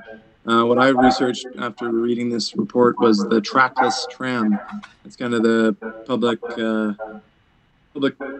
bus of the future, where it's used now in a number of countries around the world, where it's like it sounds, it's trackless, so you don't need to build the track. Unfortunately, our previous council, we removed so much of the great track that was on railway, where we actually could have utilized the old interurban trail that my great grandparents used to take when they'd come to Steveston. But anyway, that ship has sailed indeed. So I think the trackless tram is the option to go ahead with in the future, not right away. I'm going to not support any of the routing options on today's agenda. But if you look into some of them, and I'm sure staff will search up some trackless trams after this, one such one that I looked into, it's bi-directional. So there's a driver at either end of it, and you can get them where they have three parts, kind of look like a candle-line train for the most part. They're autonomous, so they basically are computerized to run themselves following a line on the ground. But if there's something in the way or there's some issue, you can just drive around it, and the driver manually overrides it. Also, in the future, these can be battery powered, so there's not going to be a bunch of emissions put out. We saw the pushback when we were trying to close or open the streets in Steveston. People would lose parking spaces. Well, that's why you want the trackless tram. You don't have to take away those dedicated lanes, you can just use the regular way of traffic. And also, it wouldn't be limited to just these 3 routing options. It could also utilize some opportunities to take people the old interurban tram route and stop at some of the other heritage and significant sites along the way. So hopefully staff can take that into consideration and wouldn't need an overhead wire to run on either. It would be battery powered and it would charge up at each station. Some of them said you can charge in 30 seconds, enough to keep going to the next one, or you need to charge at stations if it's just a short drop off. But anyway, I'll support the item that's on the agenda. Thank you. All right. Anyone else? All right, then I'll, Councillor Green. Thanks. I will put my hand down there. I had a question of staff. On GP 217, the estimated annual operating deficit was substantial. It would not be out of line to suspect that option 1 on Moncton going down to the cannery would be the exact same operating deficit as running it along Moncton going to the cannery. Through the chair to Councillor Green, do you mean along Bayview Street? Along Bayview. Yeah, I would say it would likely be similar due to the length of the route. Yeah, I'm definitely in support of the option that's on the table, but I think we need to put this to bed. The tram is a museum piece. It's not a working piece anymore. That's just the nature of it. It's not feasible anymore unless we want to start building old cars from scratch. But then we really lose the meaning of the piece. So I think that we need to utilize our heritage assets as best we can and not build ourselves a white elephant. So I'm in support of option 1. Thank you. All right, with that, let's see now. Yeah, with that, I'm going to call the question on the motion, which is for option 1. All those in favor? Any opposed? So that is carried. All right. Mayor Brody? Yes. Yeah, I wanted to make a referral motion that we connect with Tourism Richmond or potentially a private provider to run a trackless tram that's a mock-up of the original tram, and open that up to the tourism/business community to see if there's an appetite for it. Rather than taking a seconder for that, I don't know what a mock-up is in this context, and I don't know what a trackless tram is. And all that's in my mind is that bus that goes around Gastown, which is made to look like a tram. My suggestion is you do some research on this and bring it forward rather than having this at this point. Because I don't think, certainly I don't think many people know exactly what you've got in mind. Okay, well then let me work with staff and potentially Councillor Wolf to come up with some ideas. As you said, maybe premature at this point. All right, we'll look forward to that in the future. Thank you. All right, so quad recycle. We got the document today, which actually has the regulations. Someone want to move it? So that's moved and seconded. So anyone want to discuss that? Councillor Day. Yeah, I'm concerned about going to 6 sets of pedals. Does this impede the equipment that's already been operational? Because I don't understand the reason for that in the first place. And given the cost, would this hamper quadricycle due to the mechanical changes? Maybe staff could answer that. Through your worship to Councillor Day, no, it won't hamper their operation. This is in alignment with the equipment that they currently have. Okay, so they already have quadricycles with 6 pedals. We're just recognizing that? Correct. Thank you very much. Anyone else? All right, I'll call the question. All those in favor? Any opposed? That is carried. Brings us to the City Vancouver Academy Inc. on the Kim Way. We got the revised letter, no, revised report. There was one phrase that was left out of that report. I think you've all got that. Someone want to move that? So that's moved. Is it seconded? Moved and seconded. Discussion on that. Let's see. Okay, we have Councillor Wolf and Councillor Day. Thank you. Just I think 3 short questions here for staff on this one. I was a little bit confused, and then we got the additional information on it, so maybe the confusion shouldn't be there anymore, but it is. So it says that they were non-compliant as the Bauhina Learning Center. That's the owner. And I'm just trying to wrap my head here. So owner and applicant are they the same people? They just have new names for it, and they were non-compliant because they were operating as a different name? Is that through the chair to Councillor Wolf, in terms of the business, the tutoring business conforms to the zoning of the site. It's the operation of a K-12 school curriculum that is non-compliant. The business originally functioned as a tutoring business. It changed operation to a licensed independent school, and that is the non-compliant aspect. Thank you, through your worship, to staff on that one. Then it does say on the page 225 here at the top in the background, it says that it permits education, commercial. So, and then they want it to be zoned education use, but education commercial, that's already education words in there. Through the chair to Councillor Wolf, education commercial is a tutoring school. Education is a K-12 school. So okay. They're different zoning. Okay, that clears up that one. And then the other one, just around the outdoor space and the physical activity, the fact that they're not using any space around there because of it being aircraft sensitive zone.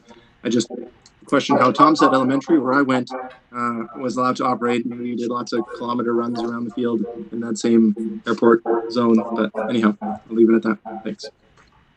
Carol? Metro everybody. So I am a little confused. So they got their business license in 2011 for tutoring. Then, according to the memo, in 2014, they were running grade 10 to 12 classes. And it wasn't until the ministry came in to inspect it earlier this year in January that suddenly we realized they were non-compliant.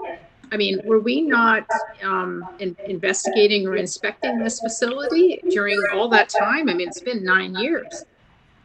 Through the chair to Councillor Day, no, we were not aware that the business changed in 2014. It was actually a city inspector that discovered the use in 2019. That was reinforced by communication with the Ministry of Education, who sought compliance confirmation from the city. Okay, well, it begs to ask why maybe we should make that a point of inspecting businesses like this that have changed their function fundamentally. So given all that, staff have worked with these owners. Are you getting the sense that they now understand that you can't just change the scope of the business ad hoc, that there has to be proper, proper inspections and approvals? Through the chair to Councillor Day, yes, we believe that the business fully understands the zoning issue that they've created. The temporary use permit recommendation is a temporary allowance while they're continuing their search for an appropriately zoned site for a permanent location. Okay, and just last question. This is a hard 1 year, right? It's not going to be extended. That's not staff's intention after that? Through the chair to Councillor Day, should this be approved by council and the year expired, they would require further council approval to extend. So it is a hard 1 year under this approval. All right, thank you so much. Councillor Green. Thank you. I just wanted to ask staff, they've been operating as a school since 2014. Were they ever ministry approved, or are they just always kind of flown under the radar? Through the chair to Councillor Green, I believe they did have ministry approval for their curriculum. It was just the zoning aspect which was not complied to. Thank you for the clarification. And I'm glad that it's only 1 year in here. I understand that it can be renewed, but I would not be in favor of that. Thank you.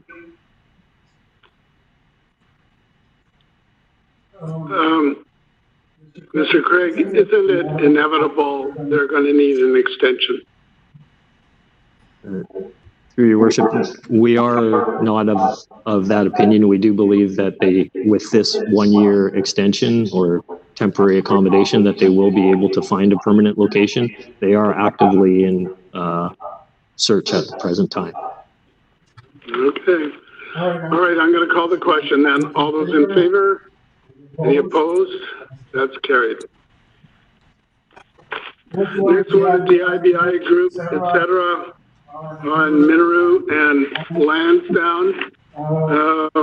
Wayne Craig, Suzanne Carter Huffman, do you want to tell us about this? Because it went to planning committee before, and then there was a bunch of questions, and now it's coming back.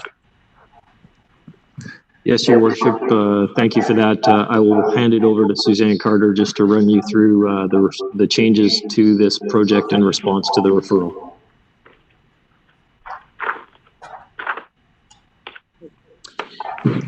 Yes, the application came forward to Planning Committee in December for a high-density, high-rise mixed-use development. It includes an office tower, 3 residential towers, and residential at grade. So there was a referral that came back from Planning Committee. The developer has had a good look at what they can do with it. They have responded by working with the existing commercial tenants that were on the site to assist them in relocating to new premises. They have all relocated at this time. The 2 nonprofit social service agency that were tenants on the site will both have first right of refusal when the building is completed and replacement space is being constructed on the property. The developer has also secured a nonprofit operator for the affordable housing portion of the project. That will be Success. And in consultation with the nonprofit operator, they have confirmed that for the purposes of this project, that clustering the affordable housing units together in a single building is preferable. In particular, this will provide for operational efficiencies, which are important to the economics of running the affordable housing building. The developer has also importantly looked at increasing the affordable housing that is being provided on the site. The original proposal was 10%, which was in compliance with the city's policy. That has been increased to 19% of the total residential floor area. So the number of units has increased from 47 in December to 88 now. In order to facilitate that increase in the development, there is a proposal that we amend the city center area plan to allow council the flexibility on a site-specific basis to grant additional affordable housing density bonus. And there's also a site-specific zone that is proposed as part of the application, which provides for a 0.2 FAR affordable housing bonus. The residents of the affordable housing building will have shared access to all of the outdoor amenity space on the site, which is generally located at the podium level. Plus, they will have shared access of the indoor 5,000 square foot indoor amenity building shared with the market residents. And there will be an additional 1,200 square feet of indoor amenity space for the exclusive use of the affordable housing residents. And that will provide the opportunity for the nonprofit operator to run programs at no cost to the tenants for the occupants of the affordable housing portion of the site. And if you've got any questions, we'd be happy to answer. Okay, folks, comments or questions? Recommendation. Okay, so it's moved and seconded by Carol. Yeah, thank you very much. I'm really impressed with the improvements in this proposal. We sent it back at planning committee because it just wasn't good enough. And certainly staff have done a very good job of increasing, the benefit to Richmond. I'm still perplexed by the so-called green space on the north side of the building. And I'm looking on GP 269. And it just looks like a wide sidewalk with some trees. And I'm just wondering if there's a way, because we're going to have the green space on the south side of Lansdowne going all the way from the Garden City lands to eventually the Oval. And so I'm not quite understanding the benefit of this extra wide sidewalk with a bunch of trees. Is there a way to green that up? Or if we didn't have that, we could have more affordable housing. So I'm trying to understand what the benefit is. Through the chair to Councillor Day, the design of that space will be further refined through the development permit as well as through a servicing agreement. There is a conceptual design shown on page 317 of the package for that space currently. It is seen as a gathering space. We do envision long-term that Lansdowne Road will form an important parade route within the city potentially, and so it would be important to have gathering space on either side of the road. Okay, thank you. And hopefully we can make that a little more aesthetically pleasing. My next question is on page GP 268. We keep getting letters from this attorney, Mr. Gross, regarding ownership. By moving forward on this, and I realize that he apparently wanted to be part of the meeting. I don't see him here. Where are we at with that? Is there going to be any problems? If you want any in-depth discussion of that, we have to go into close. Okay, then let me just ask a little bit different question then. Is he at the meeting today? Will he be speaking to this issue? Nobody's asked to be a delegation. Okay, so in other words, it is what it is. Okay, well, thank you very much, and thanks for your hard work on getting more affordable housing. Councillor Green. Thank you very much. Sorry, I was dying of hunger, so I had a dried apricot. So my question about the affordable housing, it said it was going to be clustered. Does that mean that one whole building is affordable housing, or is the building in which the affordable housing also have market units? Through the chair to Councillor Green, the intent is that affordable housing building will be subdivided via airspace parcel, so it will be a consolidated standalone building, separate entrance. Oh, like completely, like nobody else is sharing that building. It's just for affordable housing. Through the chair, the nonprofit replacement space is in the same portion of the development. So there will be two office spaces for the nonprofits that were previously occupying the space, the affordable housing development, and the amenity space for that affordable housing building. And so just to be super clear, there's no other residential space in the tower in which the affordable housing is located?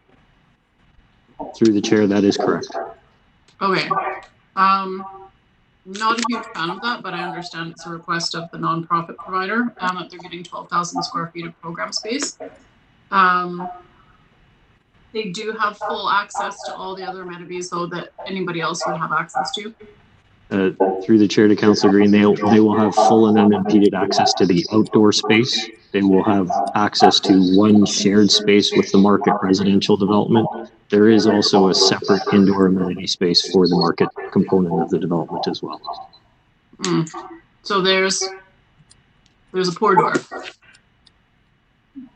I'm not a fan of restricting people's access based on their economic ability in the same building. I think that's putting a steerage class in. If they had full access to all the amenities equally as any other resident would have, I would be in favor of that. But I can't be in favor of pour door. Okay. I'm not seeing anybody else, so I'm going to call the question. All those in favor? Those opposed? It is carried with Councillor Green opposed. So, and the last item on the open agenda is the report back on the temporary road changes. Lloyd, we got your memo today. So you're suggesting basically the status quo, which we already have. Sorry, obviously we already have it. Status quo, which what came out of the last meeting, which was to not make permanent changes, have staff monitor the situation. Your worship, that's correct. Move the recommendation. Okay, so that's moved and seconded. So, Councillor Day. Yes. I wanted to just say that if we hadn't had all the rain on July 1st, I think we could have had an amazing turnout. And while this wasn't the success story we were all hoping for, I'd like to send a message out to those businesses that are in Steveston to, you know, keep your mind open to the possibilities, because I think we're here to work with them. And so, you know, it wasn't as successful as we would have liked, but that's where we're at. So thank you. I'll be voting for this. Councillor McPhail. Thank you, Your Worship, and through you to staff. Well, thank you very much for the report, and thank you for all the work that you did to get this in place for Canada Day. I know there wasn't a lot of time. I was down there in the morning around 10:30, quarter to 11, and yeah, there wasn't very many people there. The people who were managing the road were incredibly friendly. They said, good morning, happy Canada Day. So just pass that along. The people that were hired to work the streets were so friendly. Yesterday, coming back from Vancouver, I was driving on Cranberry, and it was about, I don't know, somewhere in the 20s. I looked to the right, there was a street closed off for about a block. There was picnic tables, there was people having coffee, there was a little coffee truck out there. I think there are so many possibilities that could have happened and could happen in that area. But you know, again, I'm disappointed with the low response from the business people there, but hey, it's their business area, it's their business, so I respect that. And I will go with the staff's option on this. Thank you. Councillor Green.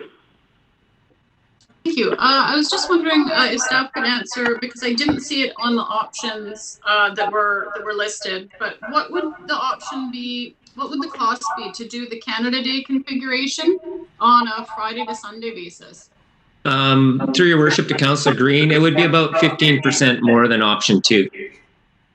All right. So did anybody go to Steveston this weekend while it was sunny? Anybody? No? Okay, so I went to Steveston while it was sunny this weekend, and I can tell you with absolute certainty it was a freaking gong show. And there was no social distancing. There was no room to social distance. There was multiple places where there were lineups to get into places, which is great for the business, but there's nowhere to go for people to move around them. There was literally a dozen people jamming up the sidewalk waiting for pizza alone, just one spot throughout the village. It was so unsafe. I cannot even, like, so we're as a city telling people that we can only have 4 people on a huge tennis court. And at the same time, it's okay to have dozens and dozens of people jammed up in a tight space in Steveston. Okay. So I think we really need to figure out what our priorities are. For me, it's safety during the pandemic, and we're not there on sunny weekends in Steveston. Not even close. So we need to do what's right for the safety of the people of Richmond and have an option where we're closing the area to make it safe so that people can have room. Cars can have all the safety room that they want because they're a hunk of steel and glass, and there are places for them. They're not well marked. We need to put out a map where the parking is in Steveston. There's a lot of hidden spots that people don't know about, but we need to make room for people. People need to be safe. They're not right now. It's a pandemic. So my proposal is that we go with the Canada Day configuration from Friday at noon until the end of the day on Sunday, because we are in the summer, it's sunny, people need room to be safe. Councillor McNulty. Yeah, thank you, Your Worship. I'll be supporting the road changes, but I have to support Councillor Green is when people get to Steveston, they forget we're in a pandemic. Gary Point is a zoo. on the weekend I was down there. Gary Point, there might have been one parking spot and 2 cars lined up waiting to get that parking spot, and people all over the place. 14 people to a picnic table, 10 people to a picnic table. People are just forgetting it, and I don't know how we deal with it. We don't have enough bylaw officers to do it, but one of the things with regard to shutting down Steveston, and you know, council's trying to take it on the chin, and everybody's got good intentions, including myself, but the businesses are not together. You know, you got one group saying they want picnic tables, and another group saying want tables in the street. You got another group that said, I want a car in front of my establishment, etc. They can't get together, and this is a history of Steveston. They've never been together. And if you look at the response from the businesses that we had in the last report, the 8 pages, and you read every one of them, every other line contradicts each other. So, you know, we can think about what we want and how we were promoted, but we don't run the businesses. I had one restaurant say, I definitely want picnic tables or tables out on the street. Another one adjacent saying, no, I don't want it. So, you know, how can we balance this? Staff have done a good job on this, but I agree, we got to worry about the pandemic. We got to worry about keeping people. When they sell prawns on the boardwalk, they got 200 people lined up from the boat, zigzagging all the way back up by Sockeye City, and another 200 people looking over the rail, watching them buy the prawns, you know, shoulder to shoulder. So, you know, we do have a systemic problem here, and I don't know what the answer is. You can't, you know, police these people, but maybe you shut down all of Steveston and make people walk.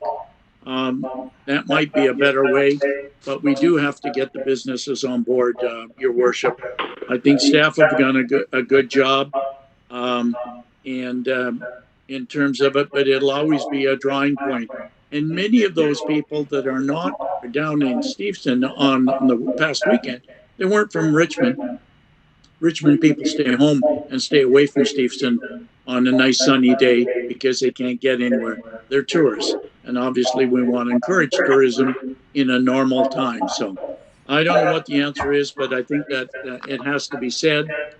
We have to have our economic development office work with the businesses for Steveston, get things together so they all can agree, and we can have a safe community down there. Thank you. Alrighty. I think that does us. Kelly, your hand's still up. All right. I'll call the question then on the motion, which is what? I'm sorry. Can I not speak one more time? Yes. Thank you. I would like to remind everybody that we also got a memo from Tourism Richmond describing very clearly that they are going to be having a major local tourism campaign, and so that the problems that we're having in Steveston are only going to get worse. Please keep that in mind. All right. I'll call the question then on option. I think it was option 1.